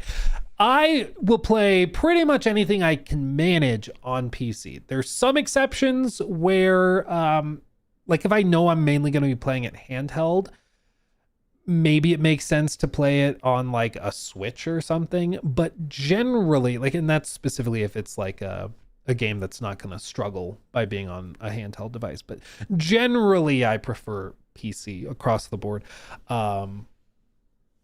Yeah. I'd say like 95% of the time. 95% of the time. The water is blue in the PC gaming race. Yep.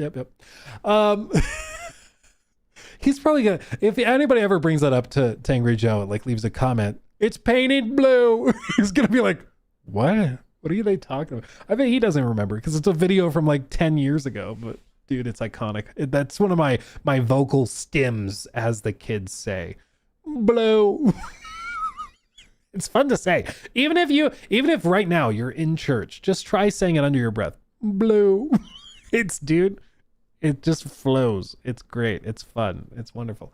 Mr. Beard, thank you for that super chat. Long time no see, brother. Did anything revolutionary happen in the game industry in the past months? Because I'm not updated on the games industry lately. Good to see you, Mr. Beard. And nothing. I mean, other than the like entire infrastructure of all electronics pricing falling apart. Not really. So that's most of it is that everything's crazy expensive. There's discussion that Nintendo's expected to raise the price of the Switch 2 and that the Steam Deck is completely sold out. Steam Machine is probably on hold indefinitely until they can figure out how the hell to price it. Yeah.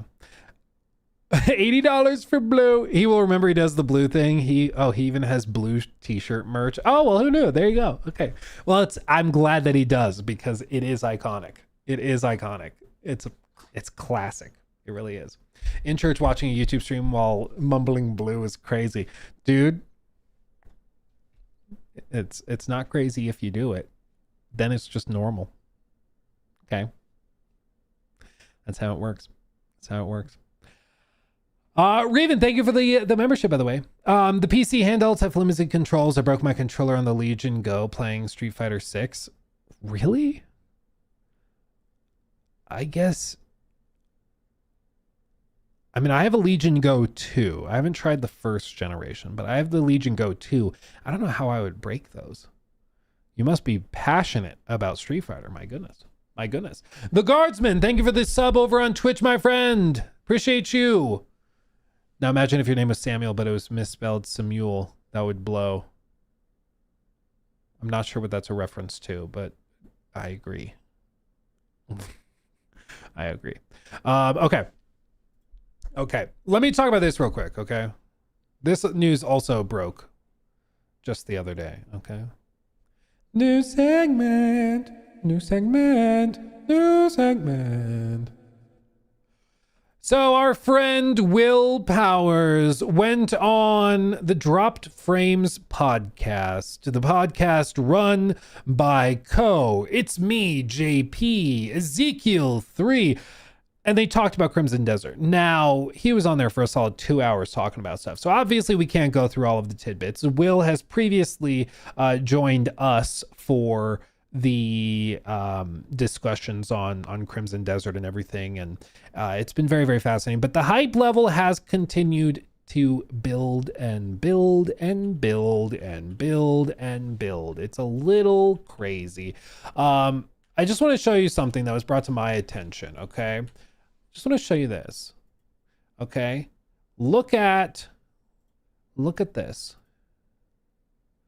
If you feel like people are starting to talk about Crimson Desert a lot, it's because they are. If you go to Google Trends, this is just in the US, okay? It is considered a breakout search term across the board for Google. You see this, some of these, I think this is like the state of play. This was back during the summer showcase, so like Summer Games Fest. This is the state of play, that little bump. We did the New Game Plus showcase the first week of January. That's where you see this start to rise. And then it's just skyrocketed from there. So there's a reason why you're hearing about it a lot. It's because the hype level is getting a little crazy and people are talking about it a ton. In fact, one of my brothers who works as an accountant is not watching game streaming every day, like not that entrenched in it. He even mentioned on a call with me the other day, he's like, have you heard of this game Crimson Desert? I was like, have I? Oh boy. You don't know who you're talking to. I've heard of it a lot, muchly, dare I say. And yeah, it's because it's starting to pierce that mainstream veil. Okay, if the game's good, yeah, now the normies know. If the game is good, it could explode for real. But what am I talking about? Well, on this podcast that he went on, Will talked about a ton of stuff, but one thing with Will is that he usually has one nugget that goes and makes the rounds through like articles and stuff, each appearance that he does. So when I did the interview with him for New Game Plus, he mentioned that, for example, the map was bigger than the map of Red Dead Redemption 2. And that hits the presses and everybody starts talking about it as it breaks into the mainstream. And with this, there was one story that broke out as a result of it. But I do want to offer a little tidbit, okay? Just a little something. What is this? Well, the title of the article, Crimson Desert devs say premium price avoids microtransactions. The specific statement from Will, I'll just pull up and I'll let it play, okay? Okay, let's pull this up. I'm gonna pull up the transcript. There it is. And it's specifically cosmetic shop. Okay. Here's the question and the answer. We'll just let it play out. We'll let him answer in his own words, okay? Monetization. What are you guys doing with this game? Are we going to see like a cash shop in here and stuff? Like how is that going to work with No, this? this is so yeah. Thank you for asking that. This is a premium game. You buy one time, and I don't want to say that there's zero MTX because there are pre-order bonuses that we have, but anything that's announced and coming at launch is strictly cosmetic. Like there's like those are just the pre-order bonuses. This is not so not like a cosmetic cash shop on release kind of thing. No, like I can say that definitively. There is not a cosmetic cash shop. This is made to be a premium experience that you buy and you enjoy the world, and not something for microtransactions. Awesome. It's a monetization model. Like if you do free to play, then you need to make up the revenue in a different way. Absolutely. This is a premium experience. That is the transaction.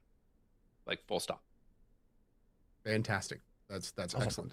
Full On stop. that note, one of the cornerstones of this project is kind of the large. So that started making the rounds. Okay, that started making the rounds. Now there is an asterisk next to this, which is that at launch. Okay. So there is no microtransaction shop at launch. They have no expectations of having an in-game cash shop at launch. That's not what they're doing. Okay. But there is a door open for potentially shifting and adjusting if they need to. And I just want to be clear about this so that people don't get the wrong idea or misinterpret things and then get upset later because, they got something confused, at the end of the day. Let me check Will's replies. Yeah, so look at this. So it was said in an interview with Will Powers by Drop Frames that they will definitively not have a microtransaction shop. The earnings call was a mistranslation. Will clarifies, I said at launch, which is an important clarification. Okay, so he is clarifying the game will not have a microtransaction shop at launch. Now, why do I think that distinction is being made? Okay, big brain. I think they have a few more tricks up their sleeves. What am I talking about? I'm talking about an earnings call that is in Korean. I don't speak Korean. Black Desert Online showcase new region as But I found an English version of it. And in this English version, you can listen to the whole thing. It's not like if I click download link, hold on.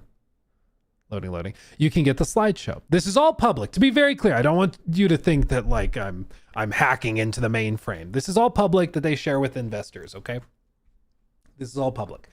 And there's a lot of interesting little tidbits in here about the financials of the company, what they expect to do, how many employees they have. There's a lot of very interesting things in here. For example, this one, the highlight right now, Black Desert Online, PC 10th anniversary, content overhaul. They go through some of that stuff. EVE Online details, growth strategy, existing IP expansion, EVE Frontier, new IP, Crimson Desert, marketing gone gold, collaborations, preview events, launch March 19th, Doki V, which comes at some point.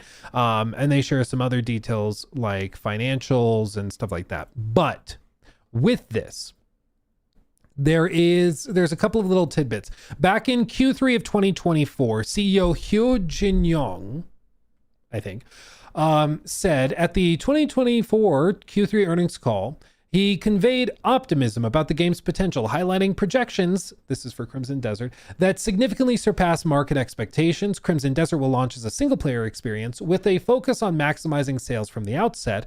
Pearl Abyss plans to roll out multiplayer capabilities and downloadable content in subsequent updates, broadening the game's reach and attractiveness.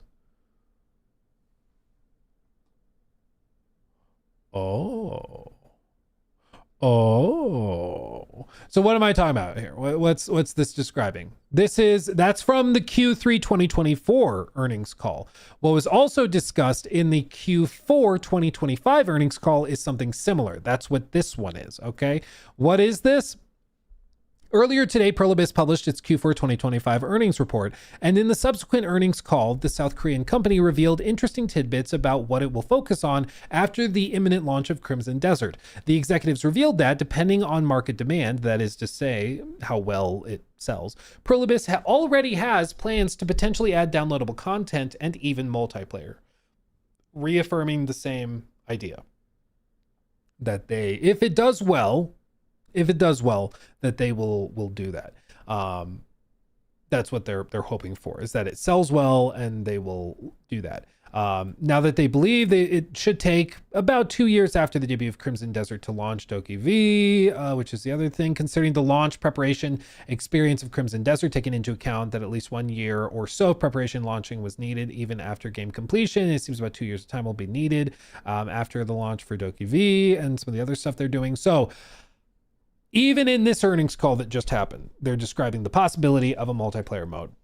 The rumor has it that the multiplayer mode would play similarly to GTA Online, where you would, like, it would not be your same save file as the single player campaign. So it's not like you just load in and do co-op missions through the story.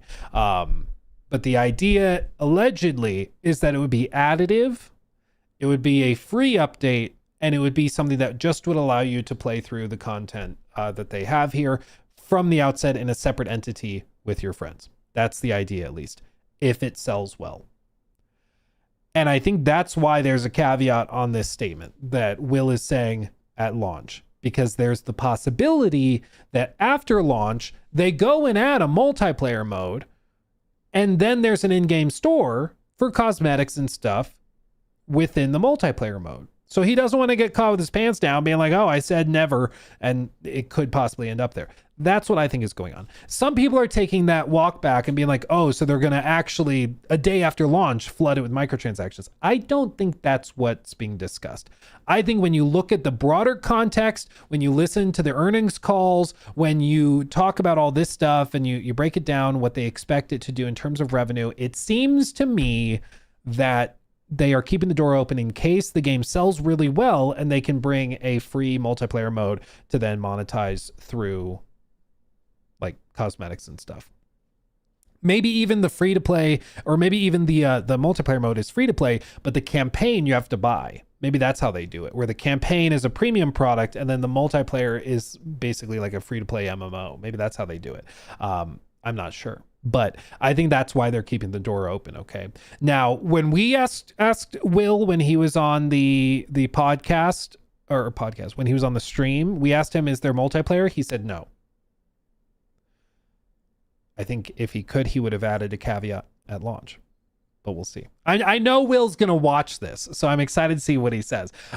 Maybe there's an update. Maybe he's going to come out and be like, yeah, the earnings call is wrong or the translations are wrong. We're not doing that. Maybe that's what he's going to say, or maybe it's just going to be, I don't know. But I think that that's what's happening is if the game sells really well, they'll bring a free to play or a free update with multiplayer. Maybe it'll be a premium update for multiplayer. I don't know.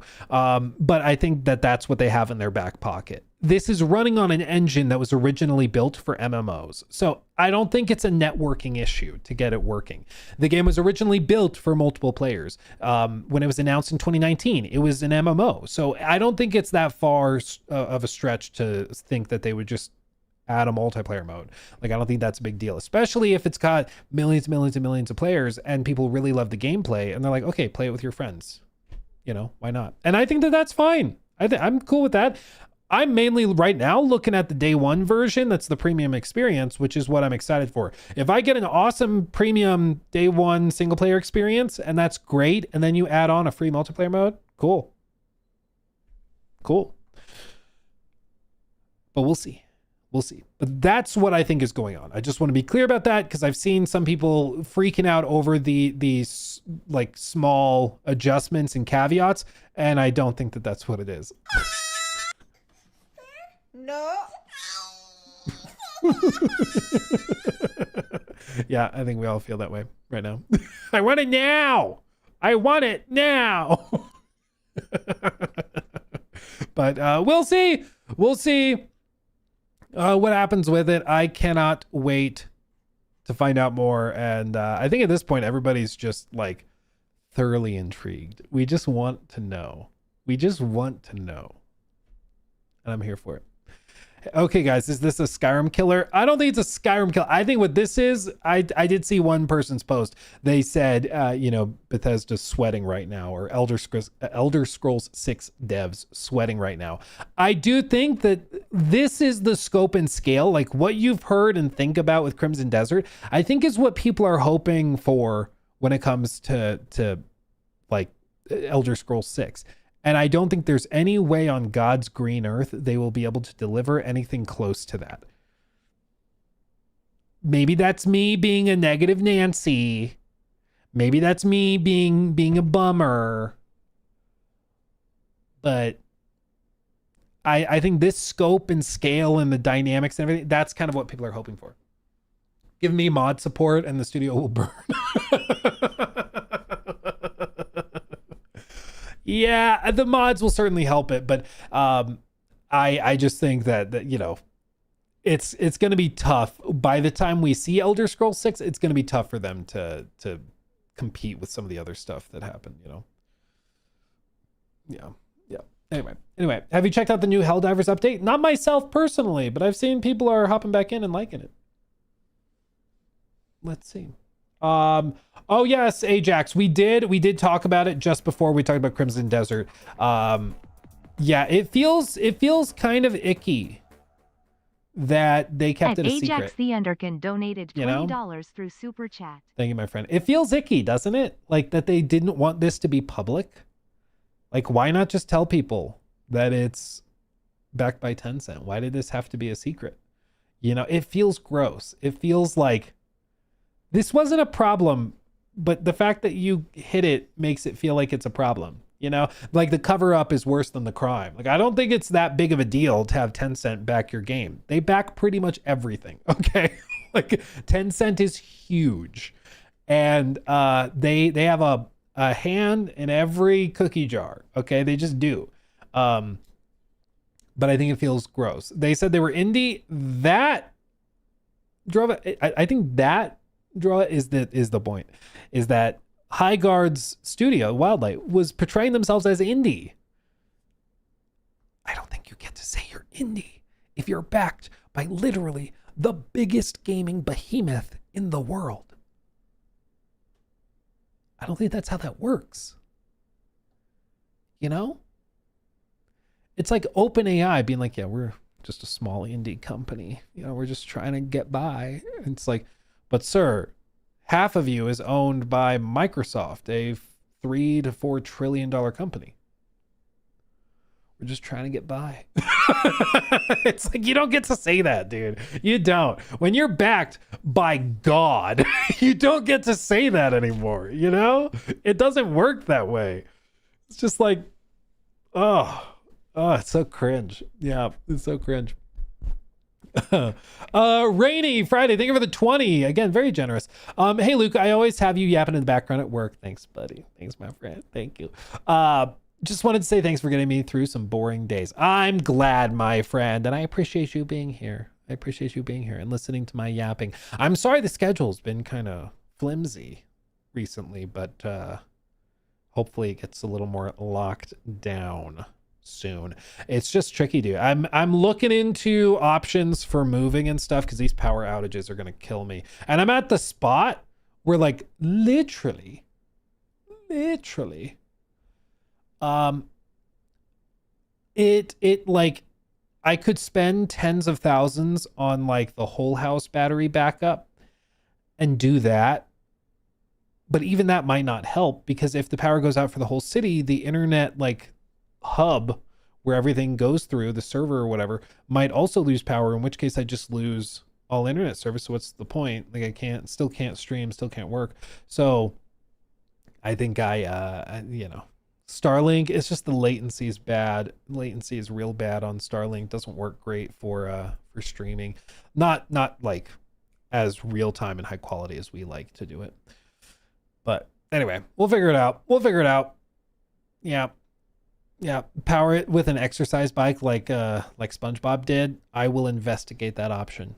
My point was Bethesda publishing the remake with Unreal Engine 5 combination might let them rethink There is, I think, an increasing likelihood that Elder Scrolls 6 will be in that Unreal Engine wrapper to make it look better. Because I just think it's going to be really cringe if they release Elder Scrolls 6 and it looks worse than the remake from 2025.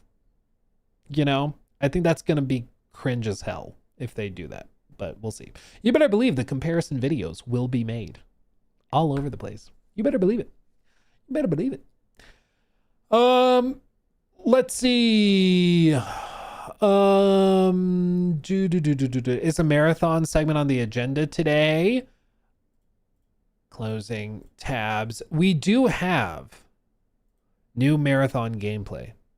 I don't know if this ends up being like a clip or anything, but this is the new marathon gameplay. Here, I'll give everybody a cardio kick.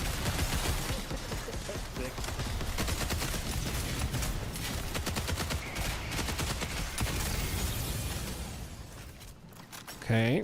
Okay. Doing a little PvE combat. Another med drone if anybody needs a refresh.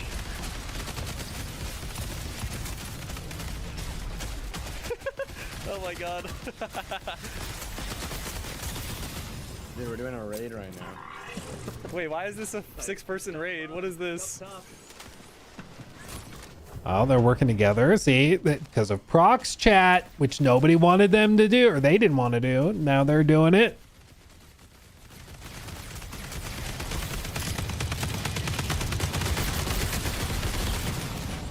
Go upstairs. I want to see something else. Go, boys, go. Guys, help us. Guys, there's a team. Come, come, come.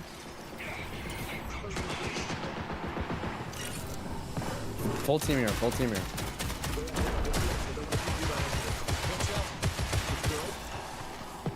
Yeah, they're in destroyed away.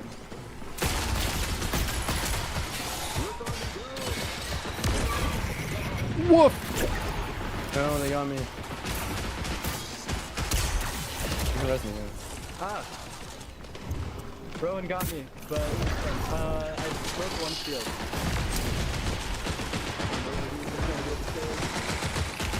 I'm healing, I'm healing. I got a self, I got a self. I got pinged. I got your road. We got this, guys. Popping a claymore down, just be very careful over here. I'm on the right side, guys. Gotcha. Claymore on left. I'm next to... I will say, At Junio 6, it looks way tighter than it did last time. $9.99 through Super Chat. Thank you, my friend. Thank you. Appreciate you. Appreciate you. I do think this is going to be so fascinating to watch. I'm so excited to try it again. Because like it was really clunky back when we tried it earlier last year. And now that they've changed so much, I'm so curious how much better it is. Or maybe not at all, but I'm really curious to try it.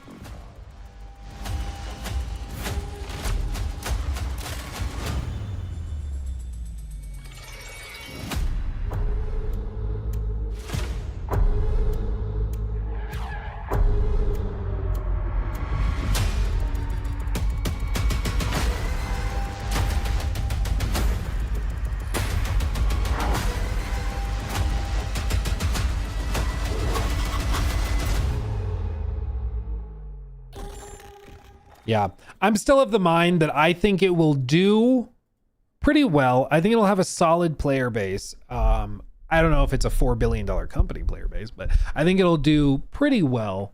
Probably better than most people would think. You know, I think the time that they've taken and the overhauls they've made will really help it. Let's see.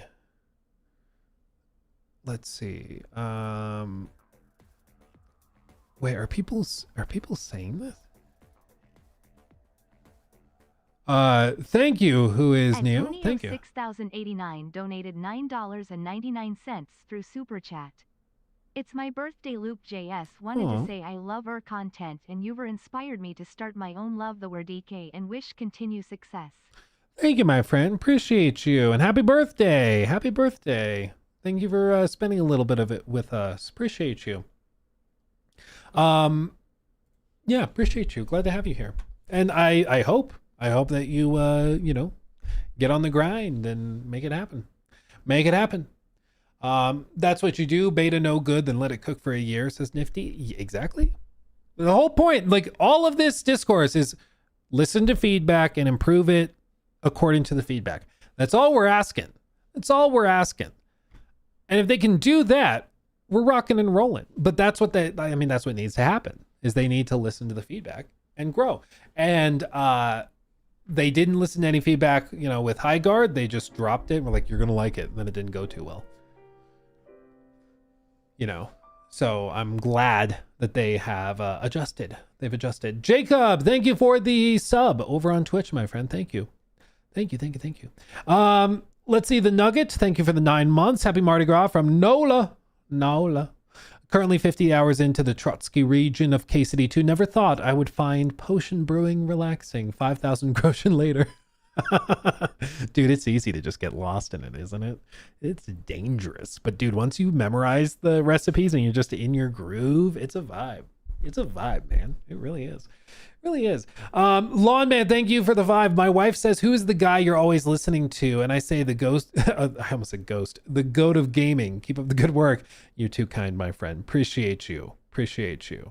That's very kind. I'm glad to have you here. Thank you, my friend. Thank you. Let's see. Spoofaman, thank you for the 5. Love your content, Luke. With how the stock is, do we see Tencent or somebody else do a hostile takeover of Ubisoft? I think that's going to happen. The problem right now is that Tencent cannot gain more of a stake until 2030. So they have to wait. And the problem with another company coming in and buying is that you can come in and do a hostile takeover. The tricky bit is that Ubisoft right now, if you were to buy them, you pretty much overnight have to buy them and then fire like 10,000 people. That is what we call a PR nightmare. I don't think Tencent cares. I think Tencent would do it and sleep just fine. But I don't think Microsoft wants that hot potato. I don't think PlayStation wants that hot potato. I don't think they want to touch that.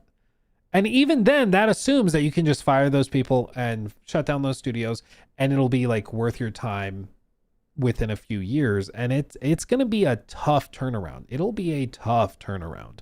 So it's like it, you know what it is? It's one of those houses you see, like the fix and flip houses, but the before picture, but it's like the most like falling apart skeleton of a house. And it's like, if you buy this, there's money to be made, but there's so much work you have to do. Lost 74 donated $10 through Super Chat. Screen Rant made an article that GTA 6 will be unplayable at launch. Probably won't launch with online, but Hollow Knight's pre-orders broke online. Will be crazy to see what GTA does to the industry. Yeah, I think it's going to be madness because I don't think they're going to do preloading or anything like that. I also think that the online mode will almost certainly not run. I don't think the online mode will run at launch. I think they'll drop it like a month later. But you better believe, I've told you guys for years, I think that when GTA 6 launches, we're going to see like internet infrastructure struggling and cracking under the weight. I think you'll see power usage skyrocketing across the globe because so many people are turning on their consoles and PCs and running it. Like, it's going to have actual like macroeconomic effects. Like, it's going to be a big deal. I really do. I really do think that. It's going to be wild. Absolutely wild for sure. Let's see. Noobs Albert, I think. Thank you for the super chat. Tencent funded High Guard, so studio didn't pay Jeff directly, but his partnership with Tencent means that was a business decision anyway to show that trailer. Maybe the business aspect had a role to play in it. I personally, just my opinion, cancel me, I don't care. My personal opinion is that I think Jeff honestly thought that game looked really good. I think Jeff is too pragmatic. If he knew that that game was going to suck ass and flop, I don't think he would have attached his name to it.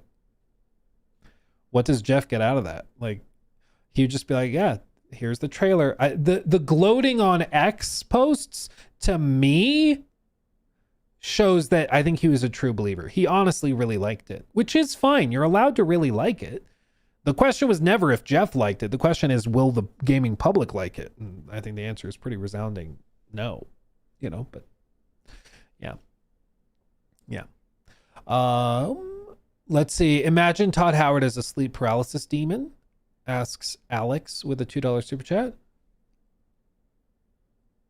Done. Locked in.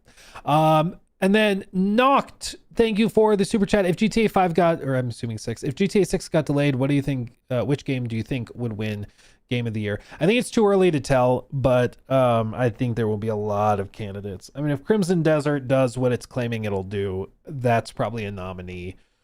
Games like, I'm sure games like Saros, games like Wolverine could get nominated. From Software has a game coming out this year, Duskbloods, like Hidetaka Miyazaki. His next project after Elden Ring, technically Shadow of the Air Tree, but his next project after that is coming out this year. Everything he touches turns to gold, so probably that gets nominated. Like there's going to be plenty of nominations, I'm sure. Plenty of competition, no doubt. Real quick, are people saying this? Are people actually claiming that Druckmann didn't write The Last of Us Part 1? Are people claiming that? Oh, wait, is this oh, I bet it's because of that YouTube video. There was a YouTube video we tried to watch. I don't even remember the name of it or who made it, but there was a YouTube video we tried to watch that was like the Neil Druckmann like hit piece thing, breaking it down, and it included like a lot of just assertions that didn't have sources for them, like that Druckmann didn't write The Last of Us Part 1 and Bruce Straley did everything, and so therefore like Druckmann shouldn't get any laudations or praise for it. I think that's where this is coming from. A bit thin, and which is a double-edged sword, because on the one hand I might not be able to go as deeply as I have gone in the past. Last of Us 1, I wrote every script myself, and there was a certain joy that came with that, but a bit thin. Yeah, I guess people are claiming that Bruce Straley, the gameplay director, wrote the story, which is like ridiculous. What was said was that Bruce Straley helped tone down some of Neil's impulses. So like Neil would want to go this direction with the story, and Bruce would be like, I think we should maybe try going that direction. And so they'd go that direction, and he'd be like, you're right, let's go that way. Like he was a guardrail on Neil, but Neil still wrote it. It was just he had people to give him feedback, which is true of every writer. But I guess people misinterpreted that as Bruce Straley actually wrote The Last of Us. I don't know, man. The hate boner some people have for The Last of Us Part 2 is crazy. Like, you don't have to like it. That's fine. But like, bro, some people go crazy. Like, they lose their minds. Anyway.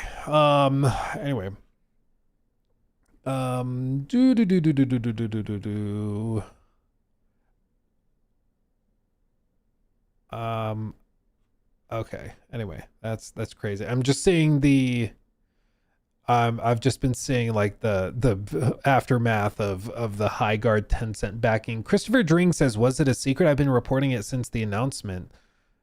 TIMI, I recall. I don't remember seeing it. The fact that this is spreading like it's news shows people didn't know that. Like nobody knew that. I don't know. Maybe it was reported and we just missed it. I don't know. That's crazy. Yeah.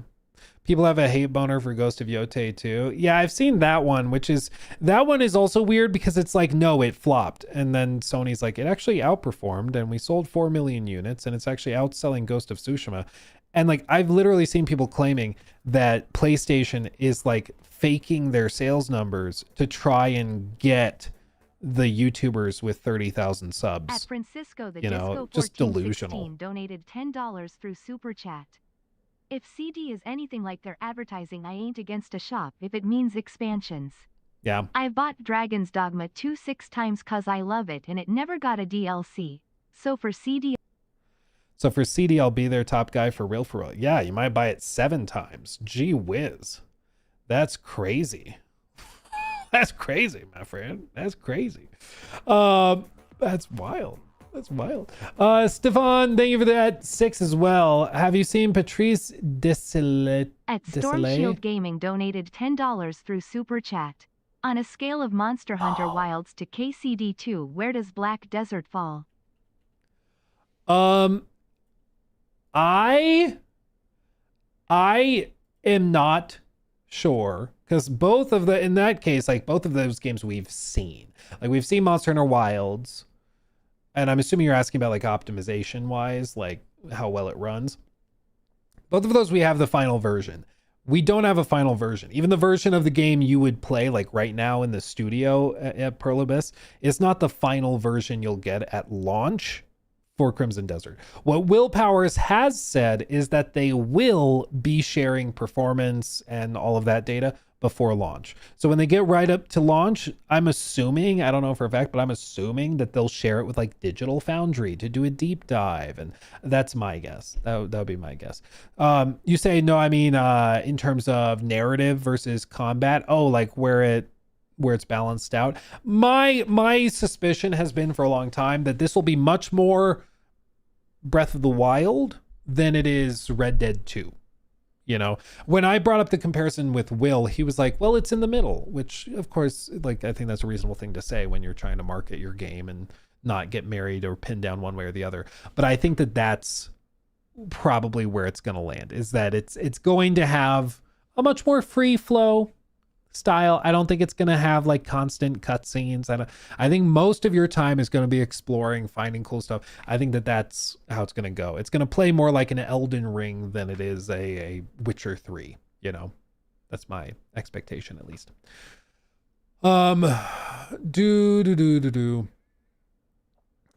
Let's see. My hot take, says Banana Brains, is that it doesn't matter who wrote it. If a script is good, it's good. I'm not playing a game and wondering who wrote what lines of dialogue. Well, the thing I think, Banana, is that there's an attempt to go after and dismiss Neil as like a writer and game director. Partially because, I mean, this is what's tricky, is that you don't know why people are maybe going as hard as they do. Some people might just legitimately hate The Last of Us Part 2 because of like Joel. Some of them hate Neil because he of his political opinions and his religious opinions. Some people hate him because of this or that. Like, you just never know if we're talking about the game or if this is actually like a political debate, in which case it's not really about the script. Is it more that people are pissed he cut his hair because it looked better when it was long? That's a very valid complaint. I think he looked better with long hair, frankly. I agree. And I would tell him that to his face. I wouldn't hesitate. Right there. I don't care. Hold me back. You won't be able to. Stefan, thank you for that €6 super chat, though. Have you seen the Patrice Desilets? Maybe started teasing his next game on socials, supposedly the fabled 1666 ARMS game he first started after AC2/leaving Ubisoft. I did not see that, but I will pull it up in another tab and I will look it up and we can follow up on it, because that could be really cool to cover and check it out. Yeah, video game designer of Assassin's Creed series, Prince of Persia, Sands of Time. Yeah, he did Ancestors, working on a new game. Interesting. He might have something else. Ancestors was an interesting concept. I don't think the game went anywhere, but that's interesting. Yeah. Okay. Anyway, sorry. Got distracted. Shocker. I know. Shocker. Okay. I read that one. Okay. And then John Pilgrim, also, thank you for the sub. Appreciate you.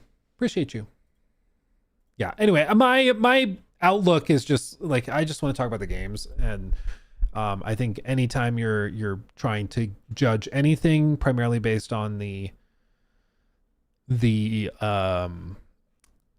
like individual people behind it and you're doing like purity tests based on that, I think it's just going to get messy, and I'm just not that interested in it. You don't have to like Neil, but if what you're saying, which is that Neil is a really bad writer, is accurate, then the writing will be bad. And when we check out the game, we will critique it because the writing is bad. You know, I don't think we need to focus on the individual. Like, it's more on the end result, especially because nowadays so much of this stuff is bigger than one person. You know, nowadays it's a lot of like a team of writers, and then there's one final writer that has final say and does all the big directional stuff on which way they go. But I don't think you need to focus on an individual. You know, you don't have to like him. I'm just saying, look at the work, you know? Yeah. Look at the work. Look at the work. Hey, Luke, do you think Crimson Desert's Collector's Edition is going to get restocked? Finally managed to save up for it and it's gone. I honestly don't know. I did ask Will. I was like, hey, anything going on with the Collector's Edition? It's been sold out. He's like, I think that's way above the pay grade of anybody that's talking about it. I think that is something that happened 6 months ago, and it is a ship sailed. So I think, unfortunately, that's just how it's going to be. I've heard stories of people getting their orders canceled months ago. You know, I think that's how it is. I think that's how it is. Let's see. Simmerseen, thank you for the 27 months. Do you think GTA 6 will be delayed further? Half the industry must hate Rockstar right now. Nobody dares to launch close. But they keep changing dates. Dude, I half expect that the new Horizon game is going to try to launch next to it. I wouldn't put it past them. They're that crazy. Herman is, to be specific. But I think the odds of it getting delayed at this point are like 5%. I think it's really unlikely. To be fair, thought it was unlikely.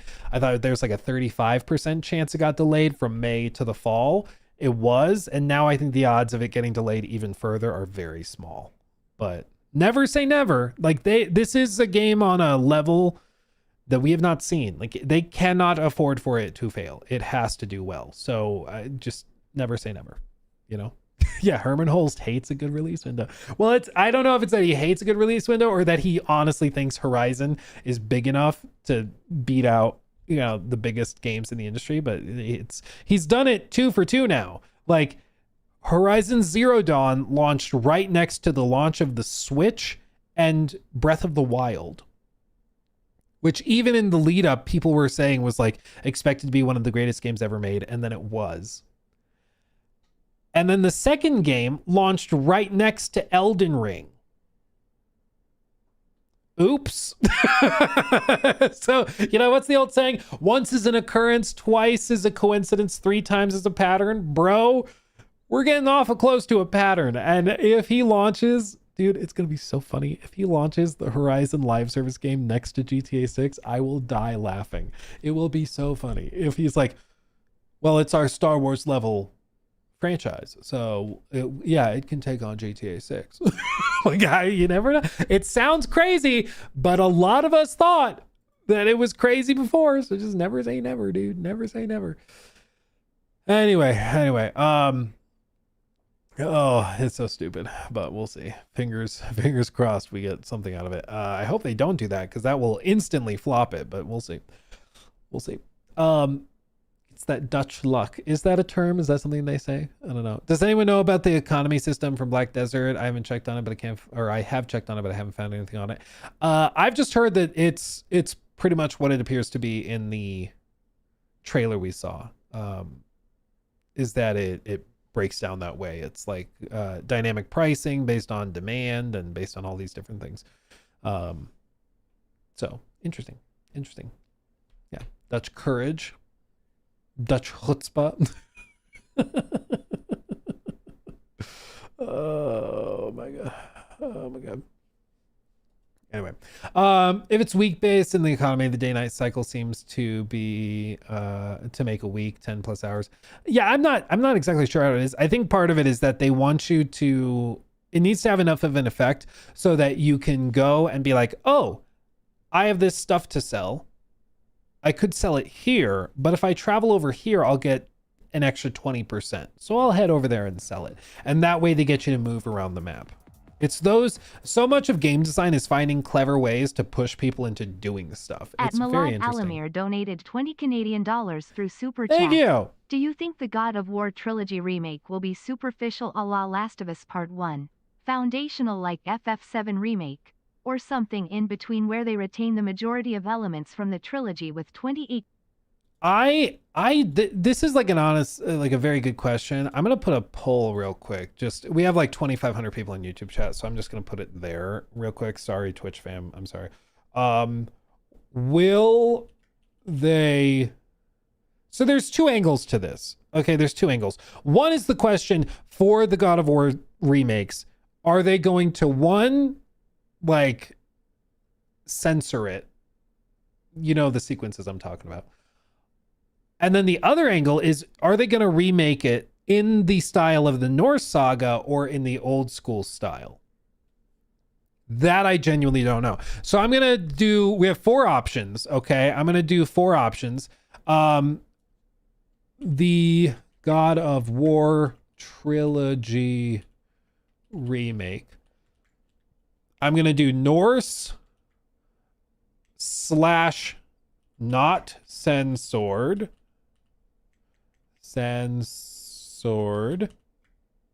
Okay. Norse / censored. And then I'm going to do old and then not censored. And then I'm going to do old style. Whoops. It's glitching. Old / censored. Okay. So you're going to put the answer for the style you think it's going to be and whether or not they censor it. And by censor, I mean like cutting out the mini game where Kratos is getting freaky, stuff like that, you know, make it more PG. Okay.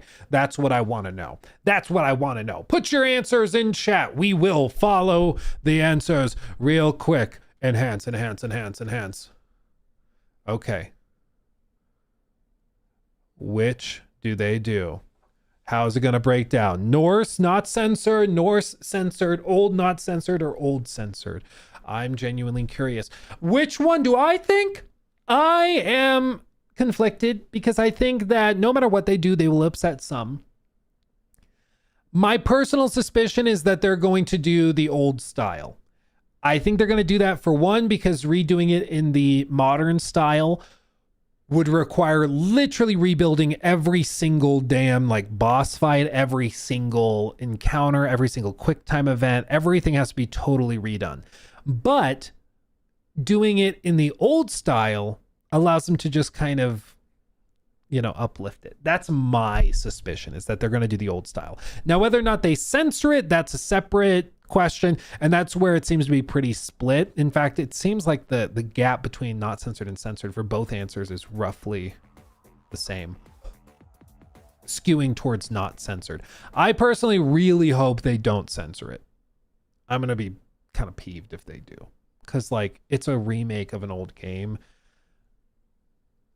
Like, get over yourself, you know. Like, I really hope that they don't. You know, old censored is my new nickname.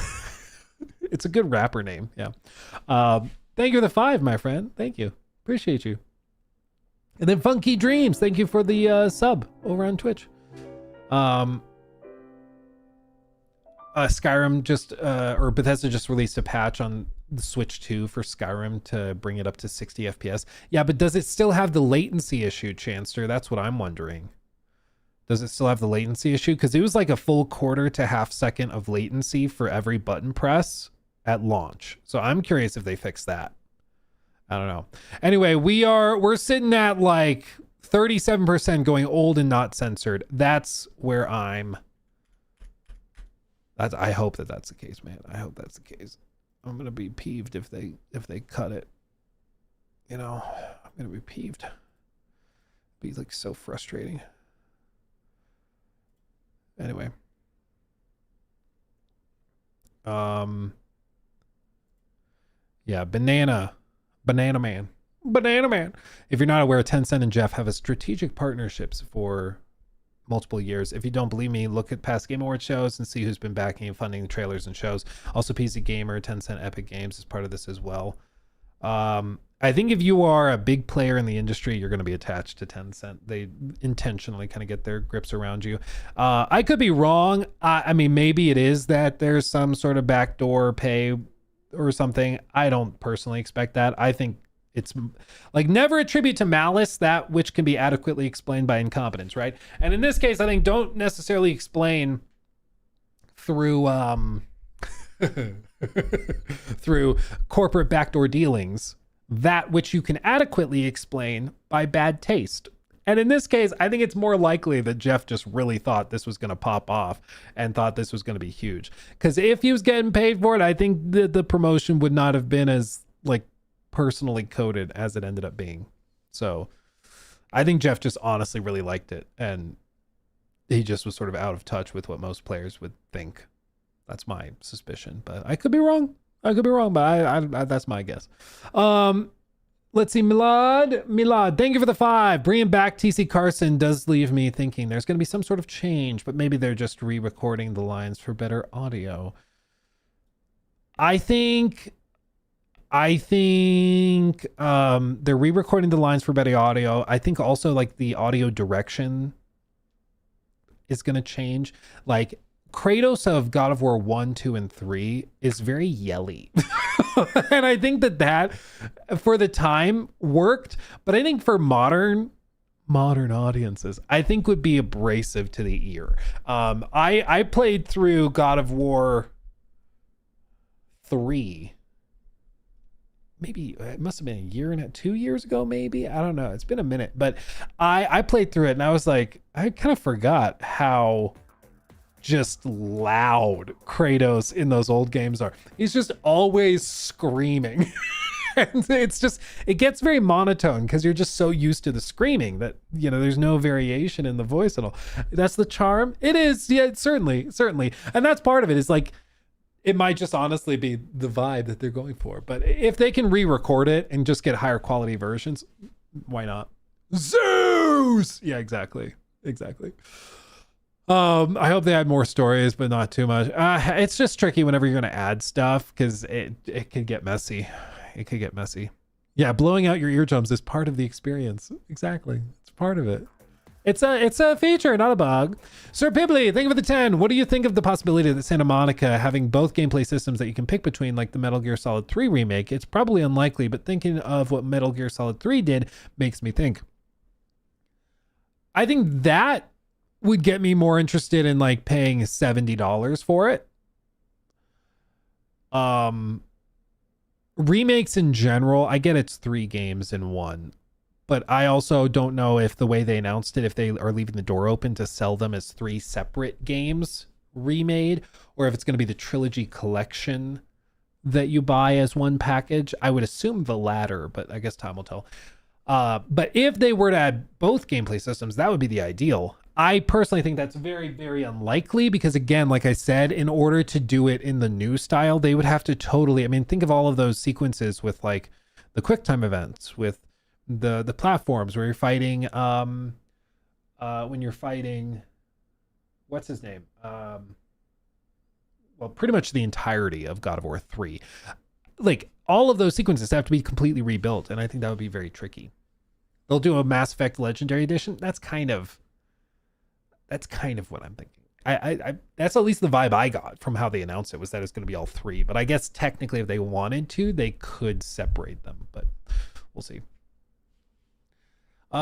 Just join Luke. If Crimson Desert hits all the spots, would you classify it as Game of the Year above GTA 6? Ask me when GTA 6 launches, because maybe GTA 6 is that much better. We just don't know. But I think it would be in the running, certainly. And never say never, you know? Rockstar to this day has not won a Game of the Year award from the Game Awards. Never. Technically, that's because they've only released one game since it's existed. But still, technically true. So just, you know, never assume that Rockstar's, you know, winning Game of the Year is a foregone conclusion. You know, it's technically, they're the underdog. Sort of. No, I have no info on KOTOR Remake or Mass Effect 5. I would expect both of them are very, very far off. That would be my expectation. Yeah. The only doubt I have is that if they do it with the new gameplay style, it's more on the side of creating 3 completely new games, which would take years and years and is super expensive. Exactly. And I think the whole point of remakes is that it's easy and cheap. And so you can do it quickly and make some easy money. I think if you're just saying, hey, we're going to just totally reinvent the 3, that gets into like a Final Fantasy VII remake situation, which as we've seen is not as much of a slam dunk as they initially thought it would be. It's actually quite difficult. Yeah. I'm Luke's fan on X, but I'm running out of gifts to reply with. I appreciate you, Mr. 3D Dev. I appreciate you. I see those replies. You're doing the Lord's work.